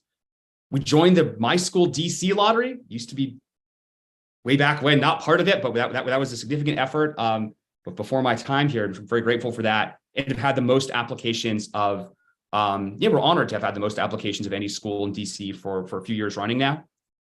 We are currently in the process of, developing a new strategic plan based on the 3 pillars identified by Compass, great, consulting outfit last year, focusing in on academics, DEI, and rebuilding community. Look, at the end of the day, we really thank you all for your work to review schools and for the opportunity to just share a little bit of this with you this evening. Truly, we welcome any questions or comments that you may have for us at this time. Thank you and congratulations. I want to first open it up to my fellow board members before I jump in with any questions. Yes, I have questions. Good evening, LAM team. Congratulations on getting to this space. I actually had the opportunity to walk by your school as I was on another school visit and saw the chickens and the children, and well, it was very nice, very, very, very cute. So I would love to hear a little bit more with regard to the DEI plan, sort of what drove the creation of the plan and what's the focus of the plan and what are you all hoping to accomplish with regard to implementing the plan? Just curious. Definitely. So I'll sort of speak to 2 tracks of it.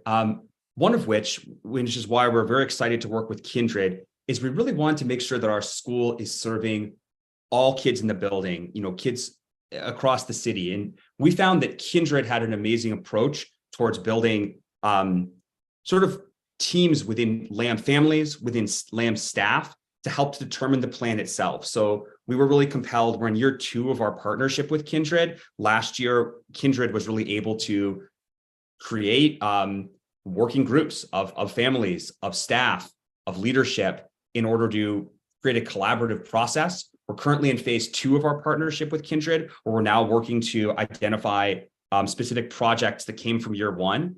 But it's that spirit of collaboration to make sure that everyone feels, not just feels welcome, but that everyone's voice is truly heard at the school. We have a very diverse school, and we want to make sure that our school is centered on equity and is centered on lifting up voices that need to be heard. Our work with Simply Lead, we also have been engaging to, ensure that our practices at the level of classroom instruction are, liberatory, are really serving kids. Simply Lead conducted an equity audit of our school and has been working with us to ensure that our curriculum and our approach is, honestly, really meeting the needs of all kids and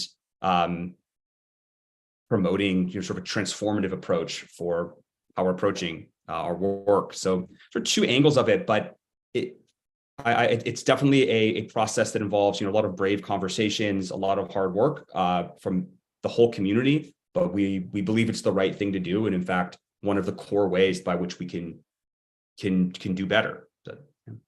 Yep, and just thank you for that. And my second question here. Curious, when we come back in another 5 years and we're celebrating, same question, I'm going to have that for everybody, but would just love to hear a little bit about what will be different as a result of your DEI plan and just some of the other initiatives that you made. Like, what will we be celebrating in 5 years?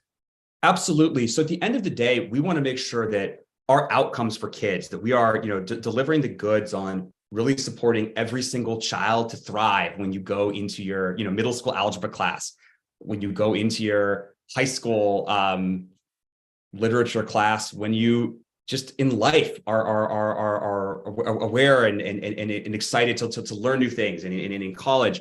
I think the best representative of that on a public accountability level is honestly thriving scores, like as measured by PARC and other metrics, certainly, but also as measured in our level of community engagement. We want to continue to grow in the families that we're serving. We'd want to continue to rebuild our community, but we want to set a vision that every child at LAM thrives, and we're never sort of just satisfied with saying, oh, we're just serving X part of the population, but we want to attain, think of the national blue ribbon status that DC Prep, congrats to my colleagues over there, attained. That's the kind of goals that we are looking at, that we would like to strive to attain, and that comes from a whole team effort from our wonderful staff, not just instructional staff, from our families, from our kids. The DEI work I see as a core part of really deep instructional, academic, and community work to ensure that we're really uplifting all kids. It's a massive effort. The work of our finance and operations team, which has a DEI component. I mean, having our decision to prioritize Title I families for limited resources like aftercare or tutoring. We're basically engaged in an organizational massive effort to try to advance educational equity through our program. So in 5 years, I want to see things like we're, in the running for a National Blue Ribbon Award based on external metrics that we're actually doing right by kids, not just talking, but getting results for kids. That's really not too long-winded, but yeah. That's a perfect segue.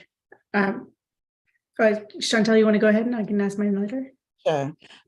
Thank you. So I do want to note, Gregory and Brad, while I'm glad that you're here, I do want to note that it is disappointing that your executive leadership is not here, particularly for such an important review. So I want to note that. And I understand that there was an internal board meeting, but disappointing not to have your executives here.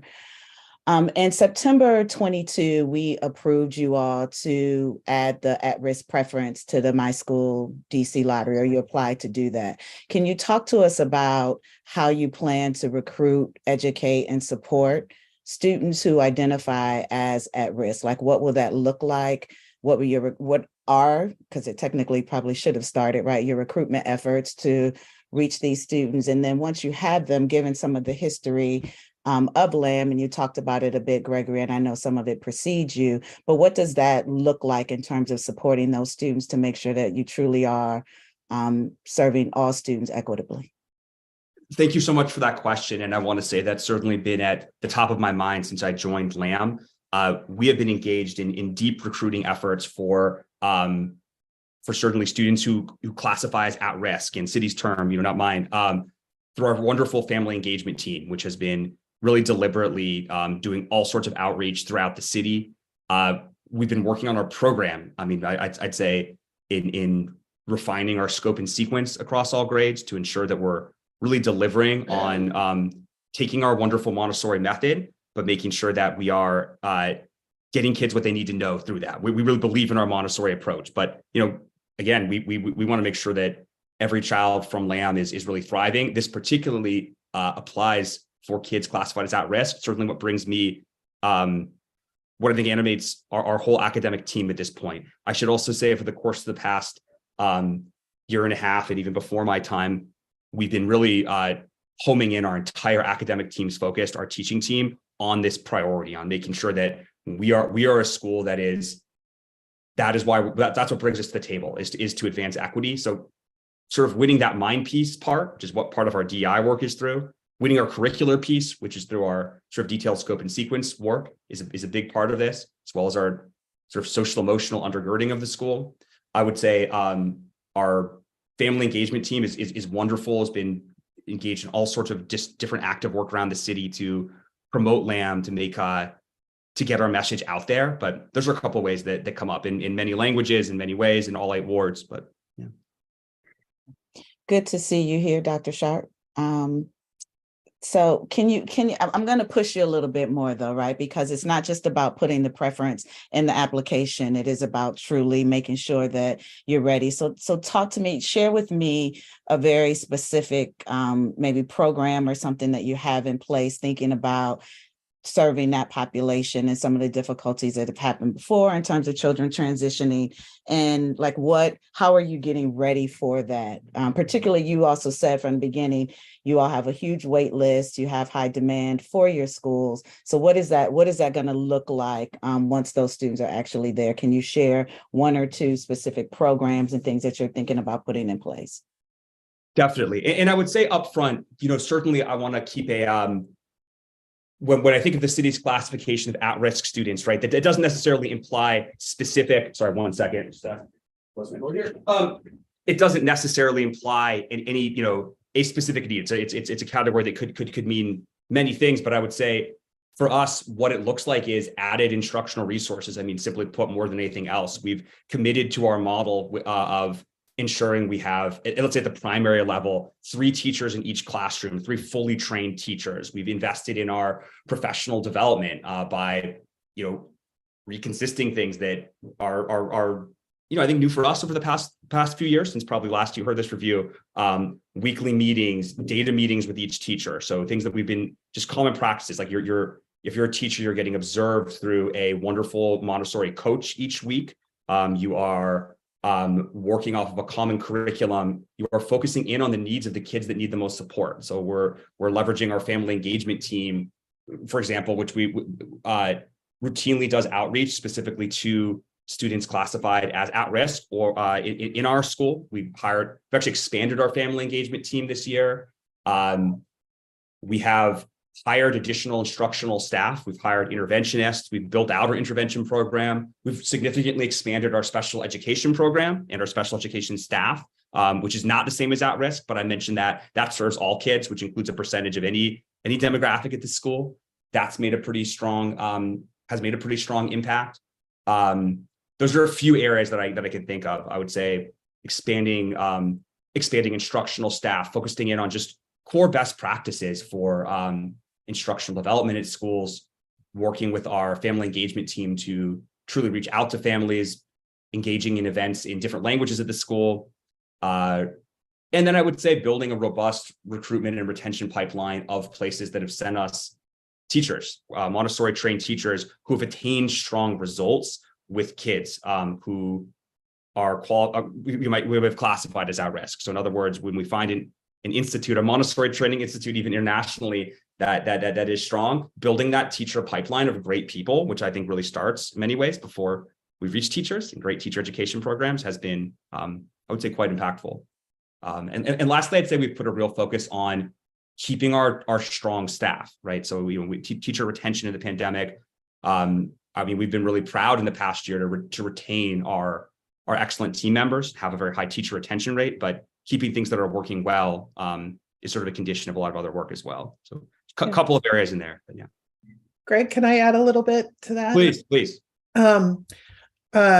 I wanted to go a little deeper into the family engagement that we are doing. For instance, not last year, but the year before, when we were getting ready to move into a hybrid learning, so some virtual and some on-site. We had done a number of polls of our families, but we weren't getting the information that we needed from our students who are Title I families. And so our family engagement team reached out one-on-one to those families, called them individually to find out how our decisions would impact them, so that we made sure that we were hearing those voices. And we carried that through, focusing on equity and safety as our guiding lights as we made those decisions all the way through the pandemic.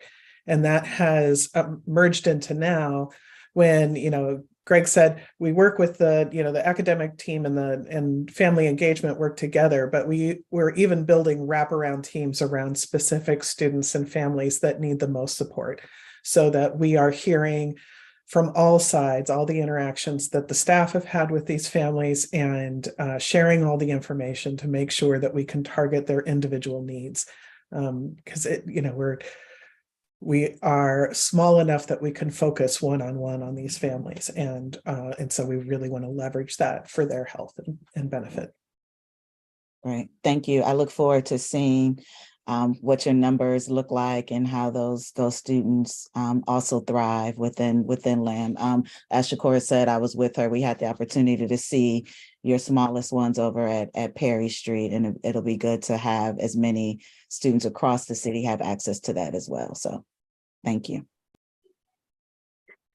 Yes, thank you. It's nice to see the collaboration. I understand that there's movement of campuses to the new facility, but it was nice to see the collaboration with other schools when we all visited last week with Truth and with Perry Street. I had wanted to ask a similar question to what I had asked the earlier schools around how qualitative site reviews have informed instructional planning and an improvement, and kind of double click on the questions that Chantal was asking around subgroup performance. Can you speak to how you are reviewing results by subgroup to inform instructional planning throughout the year? Then I ask this in the context of, it's been a really difficult couple years. We know that students in our city and elsewhere are not where they're capable of being, and we have responsibility to ensure that in 10, 20 years that they are best prepared for the life that they want to build for themselves. How are you bridging that gap to ensure a high level of rigor while also recognizing all these other needs students are coming to school with?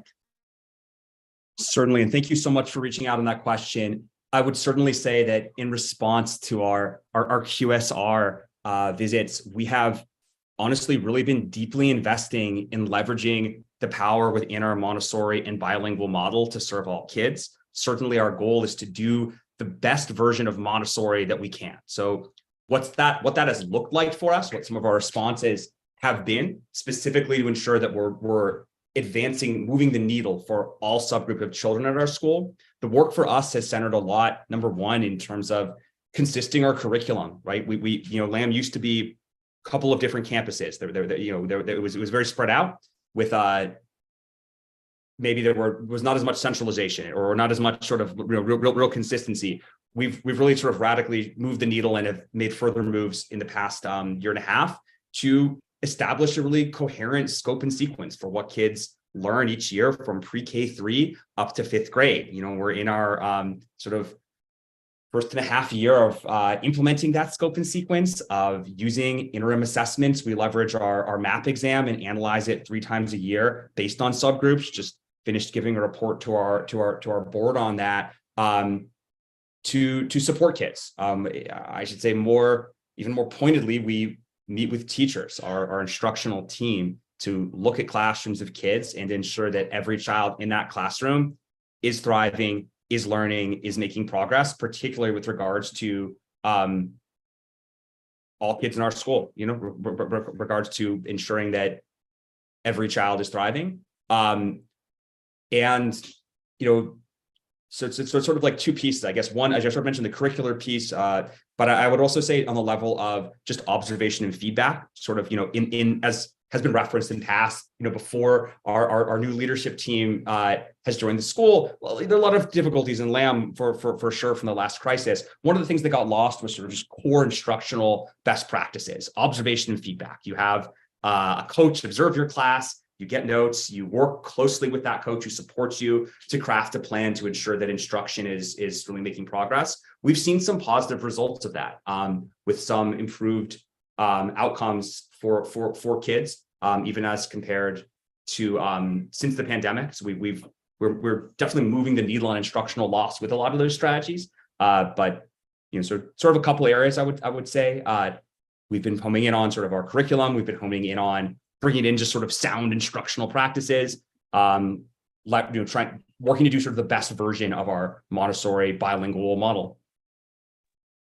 Thank you. Ricardo, I'm sorry, I may have cut you off. No, that's fine. Thank you. Earlier in your discussion, you talked a little bit about your new facility, and it sounds beautiful. I haven't seen it yet, but I'm interested to know a little bit more about how is collapsing the operations from 2 facilities into 1 going to impact your students and staff and programming. So we're really excited to bring over all of our students, all of our teachers, and all of our classrooms intact to our new location. So we are keeping every child, we're keeping our classrooms the same, and we are working to ensure that we are promoting community events at both campuses. I want to say what we call our South Dakota campus, the Perry Street Prep campus, is an integral part of our school to the present and up until we move. We have a really coherent plan to work in those teams. I should say throughout the past 2 years, we've been the 3 classes at Perry Street Prep are all what we call primary classes, Montessori mixed age, pre-K 3 to kindergarten. It's all the same team of teachers. So it's all run and observed by the same primary lead. So those classes are fully integrated at team meetings, collaboration on data, collaboration on materials. The classrooms all look the same, have the same materials, are working off of the same curriculum in a really cogent, detailed way, not just in planning, but also in terms of execution through weekly meetings. So we're really excited for that process to be relatively seamless. On the emotional level, right? It's a big deal for kids. It's a big deal for parents, right? There's new challenges to going to a different campus. We're paying particular attention to community concerns, to working to make sure that everyone feels welcomed at our new campus. But so just a couple things that come to mind on that. But yeah.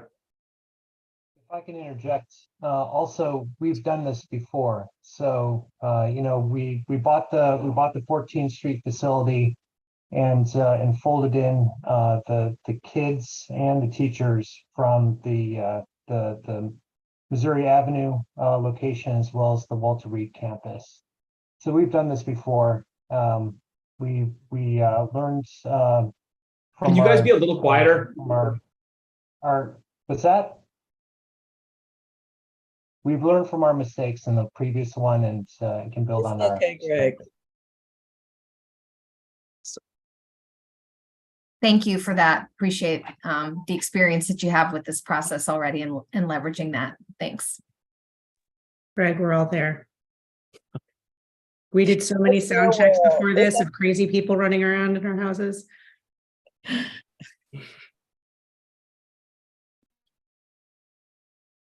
Okay. Colleagues, if there are no further questions, I entertain a motion.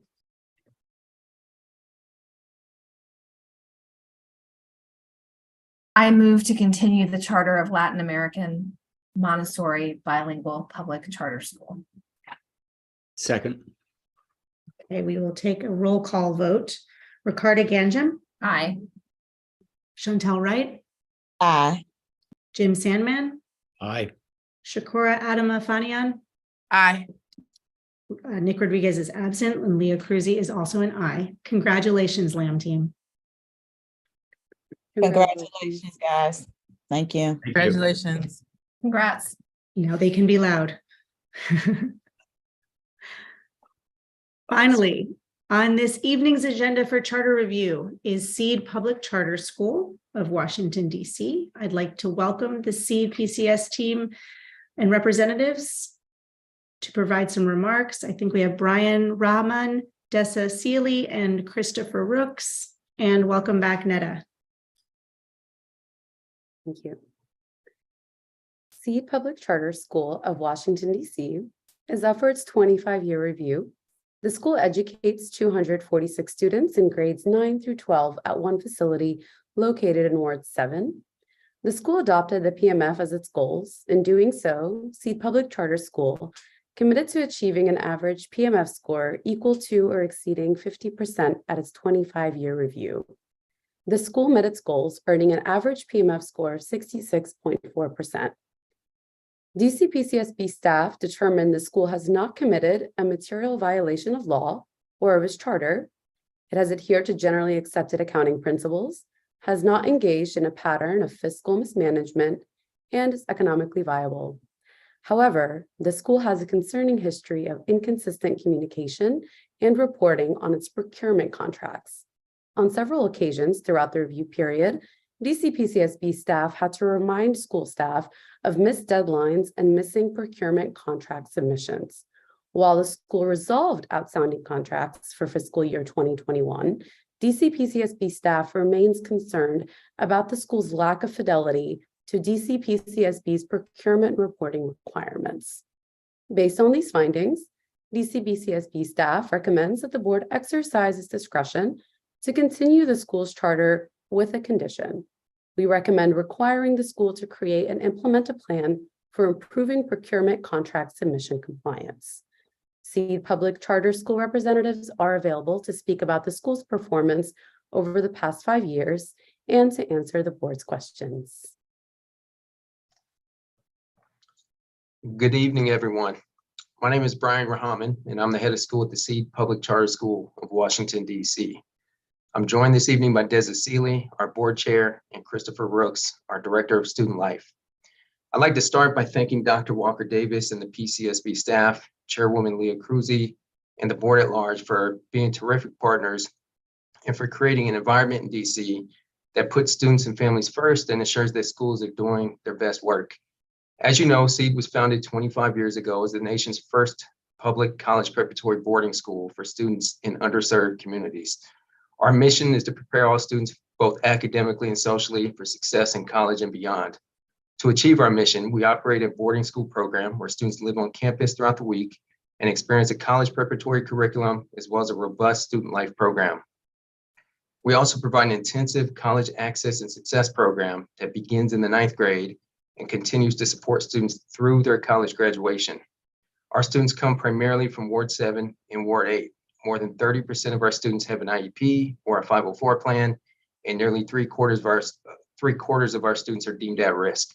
Still, we continue to achieve above average growth on the MAP assessment, which is a nationally normed interim assessment. And our students have attended and graduated from college at a rate that is 3 times higher than their peers with similar demographics.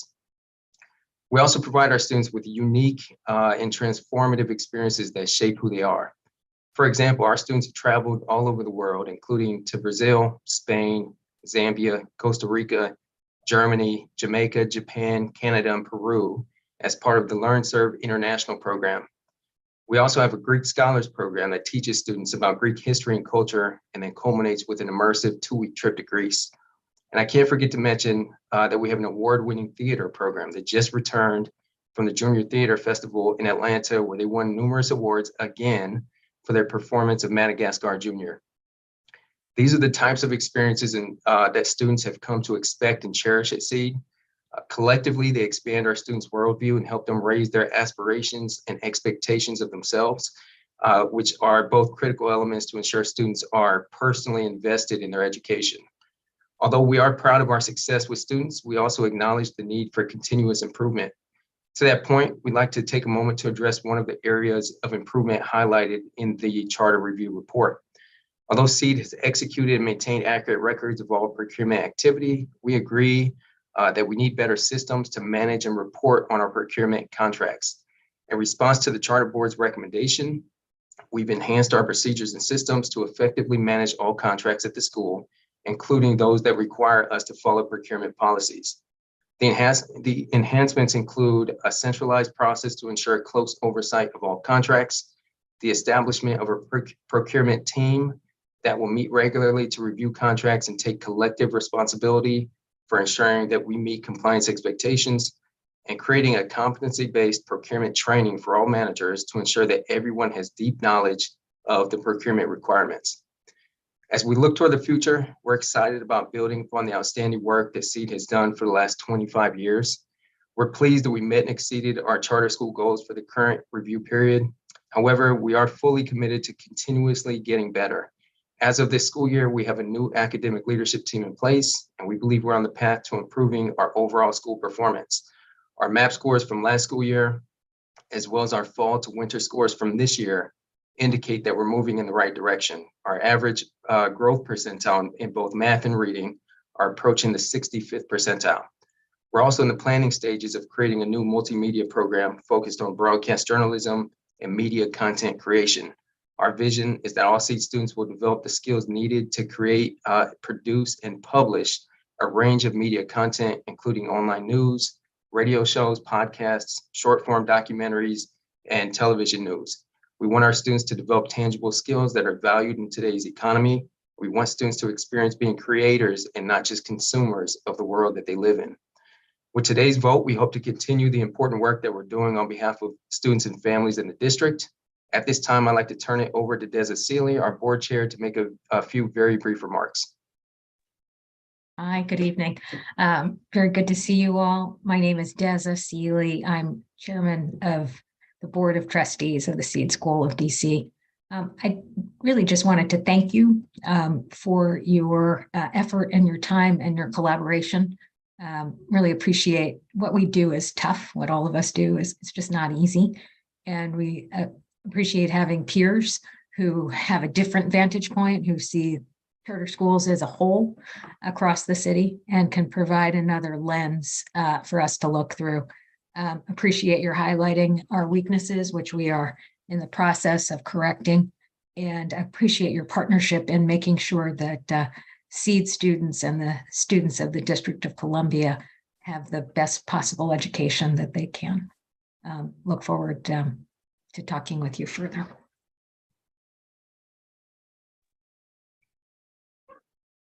SEED team, welcome and congratulations to getting to, this is 25 years. Congratulations. When I think back to a while ago, I know that it was the great work that you were doing that inspired me to get myself back into education. So want to open up to first welcome other board members to ask some questions, then I may follow up with some of my own.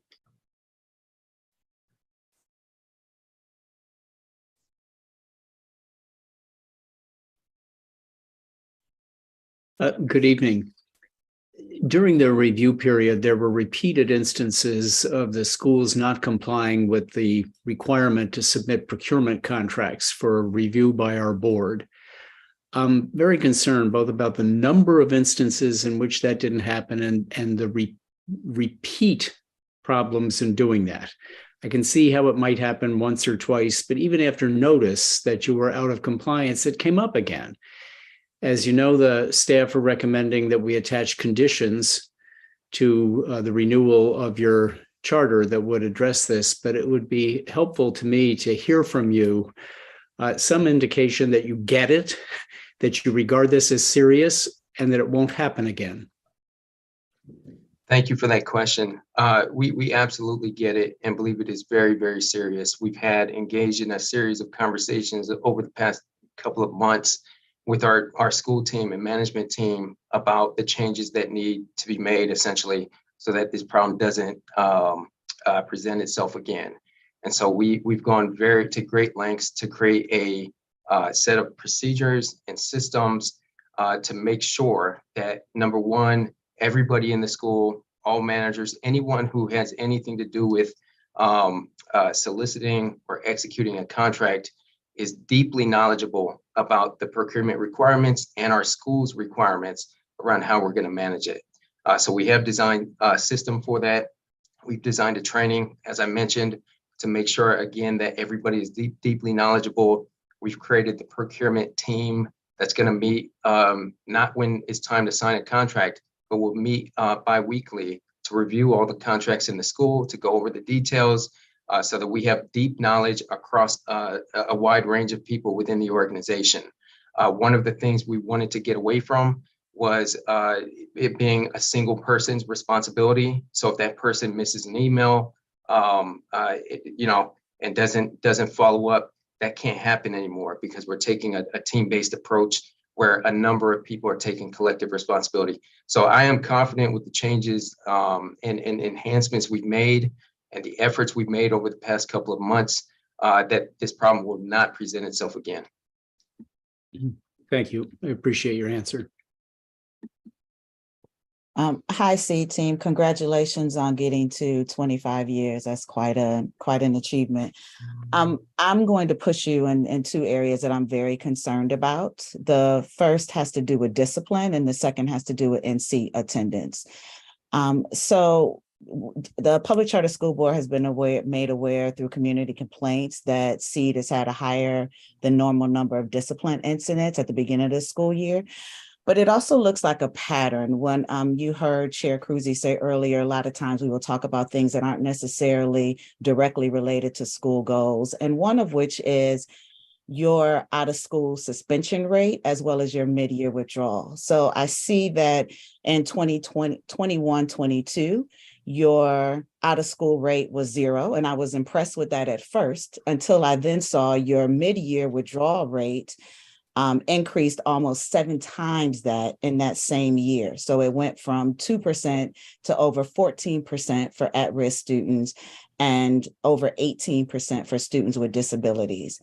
So one, what's going on? Help me understand, like, what's happening in the school, right? Because now it looks like you're not suspending, but it does look like there's something happening in terms of children not staying at your school for the full year. And then talk to us about what's going on at the school now in terms of the number of complaints that are happening that we're receiving from parents just around behavior. And then I really want to get into attendance as well. Okay, thank you for that question. So I would say, just to make a quick point about the data that you cited, I believe the data from 21-22 in the report was actually from the previous school year, which was school year 2021, which was essentially the year most schools were virtual, at least initially for that first part of the year. So the reason why there's a change, I think, between that data point and the next school year is we went from virtual, at least for part of the year, to being fully in person, and students having some impact from being away from in-person school for a little bit of time. Well, wait, that's actually not the case unless Netta tells me differently, because I'm looking at your 19-20 rates, which were also extremely high. And then it says that you had 16.7% for your middle school at risk and 31% for your high school. Okay. Well, let me just address, I think, try to address your question the best way I can in this moment without having the data right here in front of me. I think in terms of the mid-year withdrawal rate, I think a couple of things happened. As you know, in the last charter review meeting, we began to phase out our middle school. So I think one of the impacts from that is that students are now coming in 9th and 10th grade as entry points. And there's, with a boarding school, very different from a lot of times what they've experienced before they got to seed. I think there's some of a period of time where some students decide it's not the best environment for them. So I think that is part of it. And also, I think that in terms of our re-enrollment rate, we've seen that go up over the past couple of years. I think in the last year we have data, it was around 88%. And so we have made a concerted effort over the last couple of years to try to really retain students and help them, support them in ways where they feel comfortable here and you make a good transition. And I think we've been successful in doing that over the last year or two, based on that retention rate. Okay, so what's going on in terms of the discipline, like the issues that we're hearing, exclusionary practices, et cetera, like what's happening even just going into this school year? I think what I would say is we had a fair number of incidents in September. Again, brand new 9th graders, 30% of 25 or 30% of our 10th graders new to seed. It's a boarding school environment, so different, than a traditional school. Students live here, obviously. They spend 24 hours a day here, compared to, 7 hours or so in other schools. So I think that's part of it. But the other thing is what we found in September was by the time we got to early October, those incidents had almost disappeared. And it came as a result of all of the work we did with students and staff to build a culture and a school community where students and staff know each other well, where they have the skills they need to resolve interpersonal conflict in healthy and productive ways. So the seed programming, and once we got a chance to implement that for a few weeks, and students felt, became acclimated to the seed environment, we saw those issues dissipate significantly. And so we really feel like we got to a very good place by the beginning of October and have not continued to see, a pattern of student incidents at the school. Okay, so going into right now, Seed it is just a high school. We'll talk a little bit about middle school in a minute, but it is just a high school. How are you all thinking about, right? Because that's going to be your reality. If you have new 9th graders coming in, it is a boarding school, understanding all of that. How are you all thinking about either changing your programming? Because I hear a lot about what's happening with the students, but I don't hear a lot about what the school is doing to support those students. Right, and we do a number of things beginning in as early as May, when students have made their choices and they've been matched to our school. We begin to host events designed to help students get to know each other, designed to help us get to know students, really trying to build a school community before the students even step foot on campus. And then over the summer, we bring students in a week before school. They stay on, or a couple weeks before school begins. They stay on campus. Again, it's all about relationship building and trying to get students to really get to know each other and get to know the school, our expectations, and our staff, so that when school begins, it can be sort of a seamless process. So I do believe we have those programs in place. And again, sometimes it takes a little bit longer into those first few weeks of the school year for students really to get to know each other and to have the sorts of relationships that that create the culture and the environment that we're aiming for. Okay, so I really want to push you guys to think about that, right? Like I get it, 9th graders, it's different. They're high schoolers are a different beast, but that's who you're serving. And so thinking about what are you doing to make sure that some of those that those practices are reflective of being much more supportive than exclusionary. The other piece that I actually just don't understand, and I'd like you to explain to me, is your in-seat attendance rate. It's so much lower than the sector, and you're residential. So what, they just don't come out the dorm? Like how are they not, how is your in-seat attendance rate so much lower than the sector? And then particularly looking at, so sector-wide, it was 80%, yours was 70.8. and then your students with disability at 67 when the sector's at 81. What's happening? Why don't you have a higher in-seat attendance rate, particularly being residential? Help me understand that. Sure. I think if you look across the 5-year review period, what you saw in those first couple of years pre-pandemic was an attendance rate that was better than the sector. It was around 94, 95%, I think 96% in one of the years.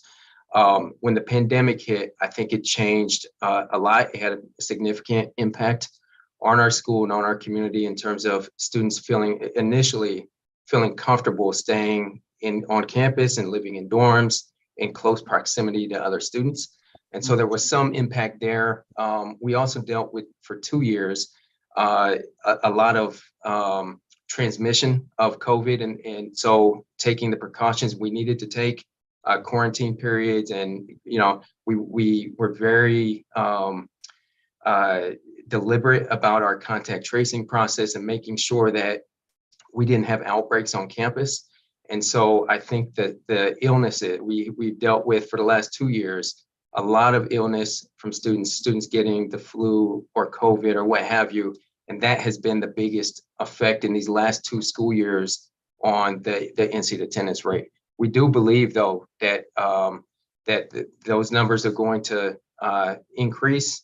We think we will get back to what you saw before the pandemic, which was 95% or higher attendance, and really outperforming the sector on that metric. Okay, so do you all have a virtual program set up for when your students, particularly being residential? Totally makes sense. So thank you for clarifying that for me. For when they are in those situations, so that they can still access and therefore still be counted around attendance? Yeah, I wouldn't necessarily call it a program, because our intention is never for students to be out for very long, right? We want to get them back to school as soon as possible. But we use a combination of Edgenuity, which is a digital curriculum program that provides essentially practice and instructional videos for students.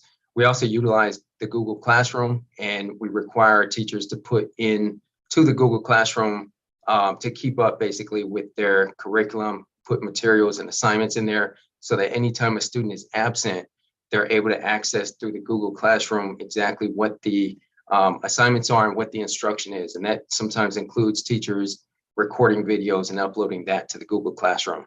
So we try to utilize those 2 tools to ensure that there's continuity of instruction even when students are absent. Okay, because I'm really thinking specifically about your high schoolers, right? And knowing that every credit every day matters for them, particularly knowing who you serve. Knowing it's also no easy task, Brian. Don't get me wrong. I know exactly where you are in the city. I know who you serve. I know your school well, but that makes it an even higher burden for you all to figure that piece out. So when they can't be in the building, they can still have access. And yes, let's get those rates, because definitely see where, particularly in the early years for your high schoolers, up in 96, almost 98, 100%, in-seat attendance. So absolutely. Thank you for the questions. Thank you for all of that, Brian. I'm going to ask your board chair some questions about this next chapter. So as a seasoned charter, how does the board, this was a good question that was asked earlier, how does the board support and serve this school community in this next chapter? It's an opportunity to remind everybody that it's the board that holds the charter. I appreciate school leaders are so often in the hot seat here answering the day-to-day operational questions. But from the board governance perspective, how are you thinking about this next chapter? Yeah, well, thank you for the question. So a couple of pieces. One is that we are actively recruiting new board members. We are 25 years old. We just rolled off my immediate past chair from the board. He's been on the board for all 25 years of the school's existence. And we have some who have been on the board for very long periods of time. And so we're excited to bring in some new energy and some specific expertise around things like education. You know, there are a lot of board members like myself that are there for the commitment and the passion to the mission, but having some folks with education experience, charter school board experience, fundraising experience. We've added a couple of new really talented parent board members. So they're excited to be on board. We're excited to have them. And so there's a plan to re-energize the board as part of it. Brian talked about one of the kind of media pieces, the media center that we're looking at.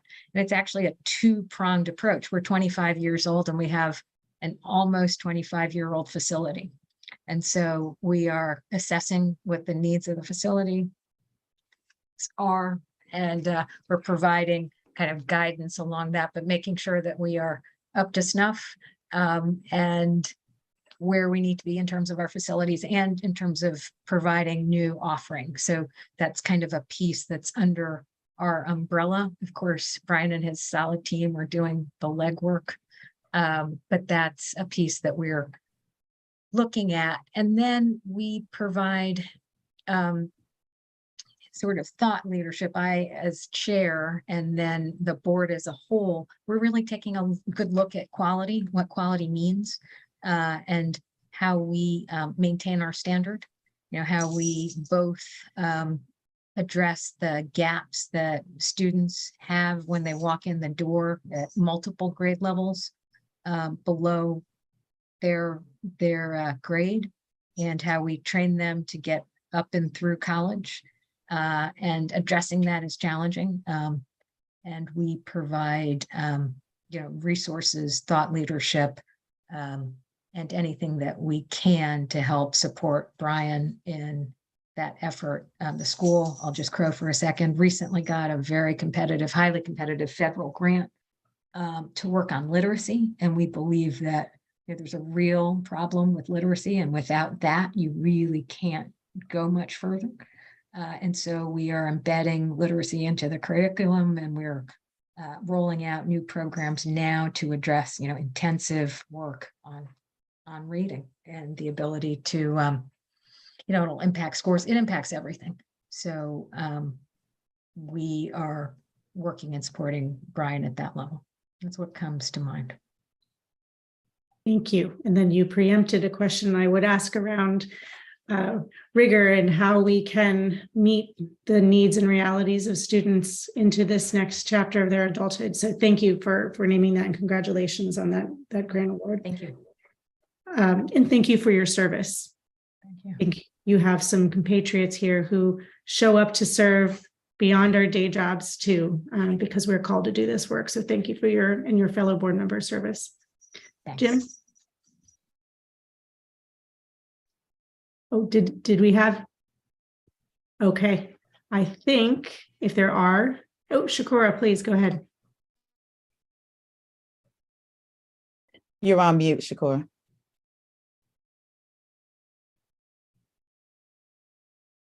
I don't think her machine, I think. Do you want to text us? She's asking if somebody can unmute her. Yeah.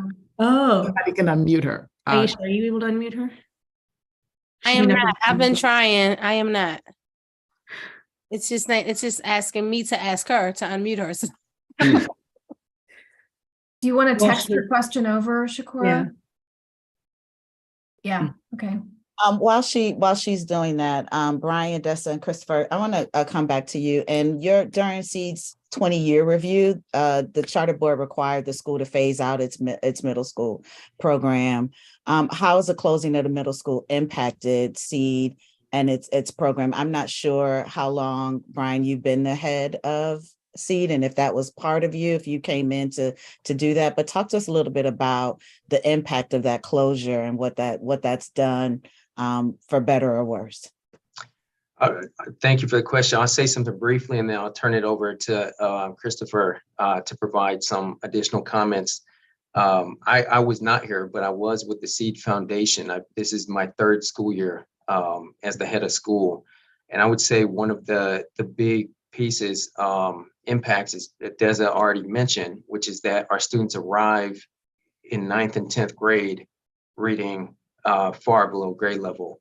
and with math skills that are very similar. And so for us, whereas we at one point in time brought the students in sixth grade and had 3 years before they even got to a college preparatory type of high school, that provided sort of a buffer, right? It provided time to ramp those skills up, to help students develop the foundational skills they would need to access and to have success with a rigorous college preparatory curriculum. So I think that is one of the big impacts from at a high level, is that we don't have the same amount of time, obviously, to get them those foundational skills, like Deza mentioned, with the reading skills, get them ramped up so that they can access, to its full capacity, a college preparatory experience. Mr. Rooks at the time, years ago, was a teacher actually in the middle school. So Mr. Rooks, would you like to add anything to those comments? Thank you, Dr. Rahman, and thank you for that question. I just wanted to share, at the time, I was as a middle school math teacher, and I have watched the transition to see how our students, their zeal and their zest for learning, coming from the middle school and coming through our program as a sixth grade entry point, in comparison to not only the pandemic, but the expectations over time once we phased out the middle school, not just from the internally, but also externally, parental expectations around what SEED really is as a college preparatory school. And I could see that there is a difference between the students who have come in and gone through our rigorous program from sixth grade to our ninth graders. And so seeing the transition from our middle school students, our high school students now as a ninth and 10th grade entry point, there is a shift in terms of the expectations of what a college preparatory experience really is about. And so I've definitely noticed that change. So thank you for asking that question. But I appreciate the opportunity as well to continue to work and to hear more student voice as we're continuing to strive to improve our program. Yeah. And culturally, I'm sure you all had to make a lot of changes, right? Thinking about an entry point of sixth grade and entry point of ninth grade. You're over the student life. Yeah. So can you share a couple of those examples? One of the things that we have been very intentional about is relationship building and creating a sense of belonging in our program. And so it is mandatory as a part of our programming and experience that we continue the traditions that worked at the beginning of our charter. So our halls lessons, they are weekly, they are continuing to move forward, but also our restorative circles every single week. We are getting student feedback from them to hear exactly what is going on, to keep a pulse on what's happening. So we'll always be aware of how students are feeling so we can continue to make adjustments to the program, as well as continuing to provide a rigorous college preparatory experience, both academically, but especially during my programming hours of social and emotional experiences that help them build more an enriching experience. So going off campus, we're also bringing in more partnerships so they can see that SEED is not just a boarding program, but it is an experience, right? And so having coding, having our debate team, having partnerships with IT firms. We have a partnership coming where we're introducing robotics to our staff. Our actual students have participated this year in a coding competition after 2 months, and one of our students actually placed in the top 10. So it's just been a very rewarding experience.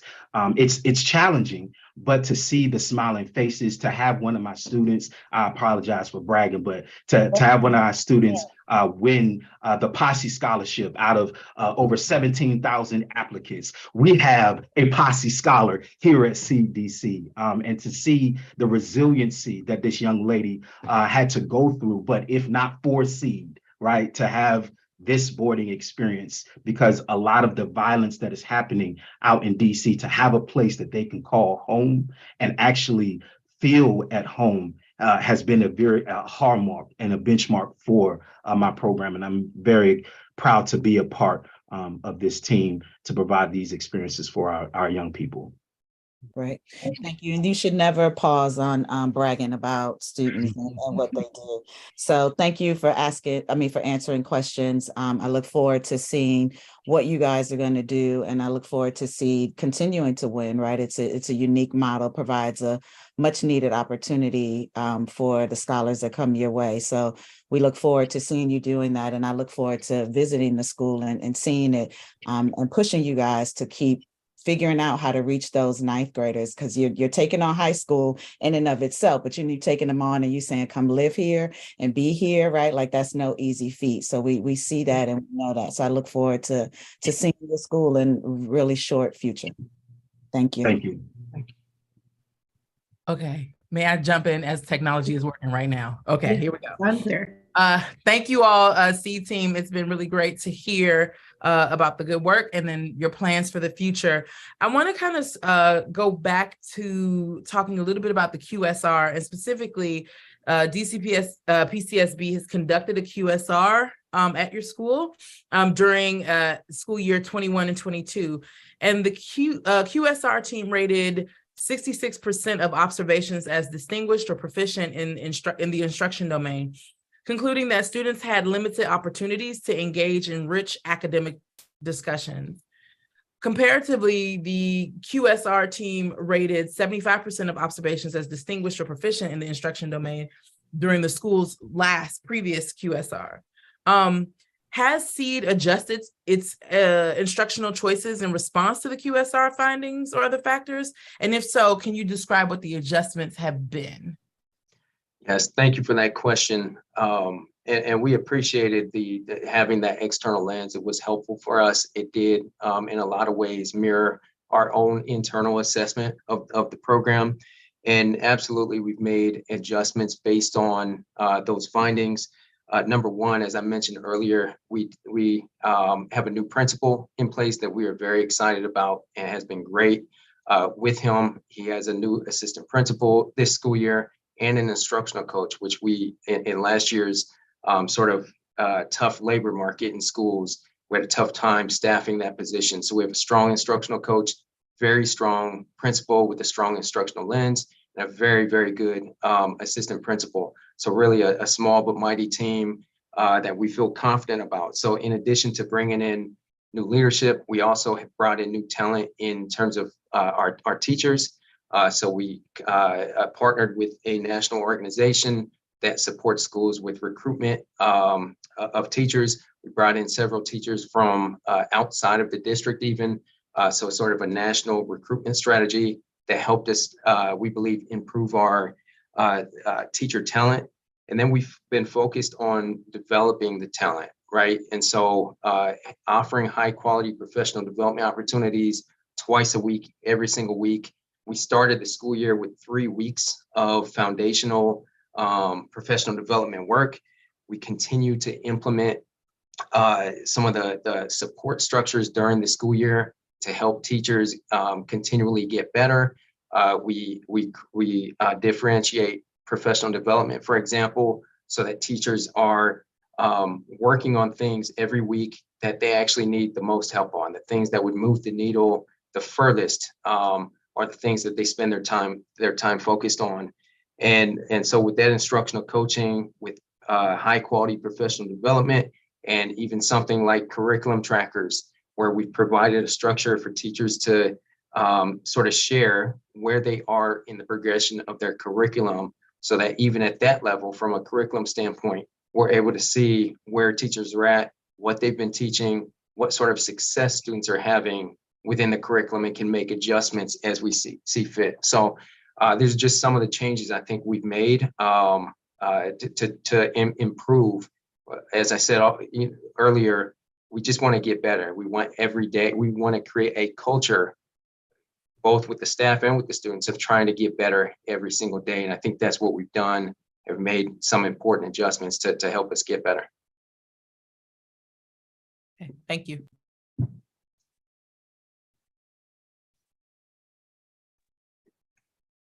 Okay, colleagues, If there are no further questions, I will entertain a motion.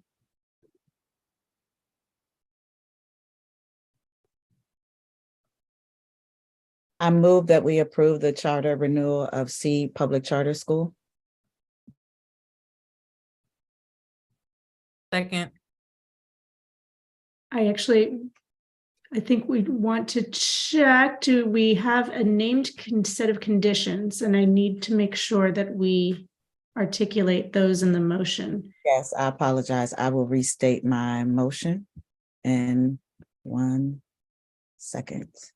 I move to continue the charter of Seed Public Charter School, Washington, D.C. with the conditions as proposed by staff. Apologies. Second. Okay, thank you. And we will take a roll call vote. Ricardo Ganjam. Aye. Chantel Wright. Aye. Jim Sandman. Aye. Shakura Adamafanian. Aye. Nick Rodriguez is not here tonight, and Leah Cruzy is an aye. Congratulations, Seed. Thank you very much. We appreciate your time and your partnership and look forward to continuing to work with you. We appreciate you and your energy at 8:30 at night. Thank you for all that you do. Congratulations. Board, next we will vote on the consent calendar. Would any board member like to remove an item from the calendar for further discussion or state a recusal for the record?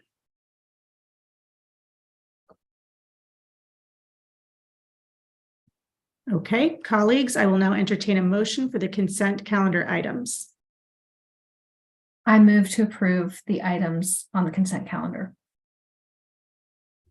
Second. I will take a roll call vote. Thank you. Jim Sandman. Aye. Ricardo Ganjam. Aye. Shakura Adamafanian. Aye. Chantel Wright. Aye. Nick Rodriguez is absent and Leah Cruzy is also an aye. Is there any new business? I will now entertain a motion to adjourn. I move to adjourn the January 23rd, 2023 board meeting. Second. Okay, thank you. Jim Sandman. Aye. Chantel Wright. Aye. Shakura Adamafanian. Aye. Ricardo Ganjam. Aye. Nick Rodriguez is absent and Leah Cruzy is an aye. Good evening, everybody. Great. Have a good Thank evening, you. everybody. Take care. Aye.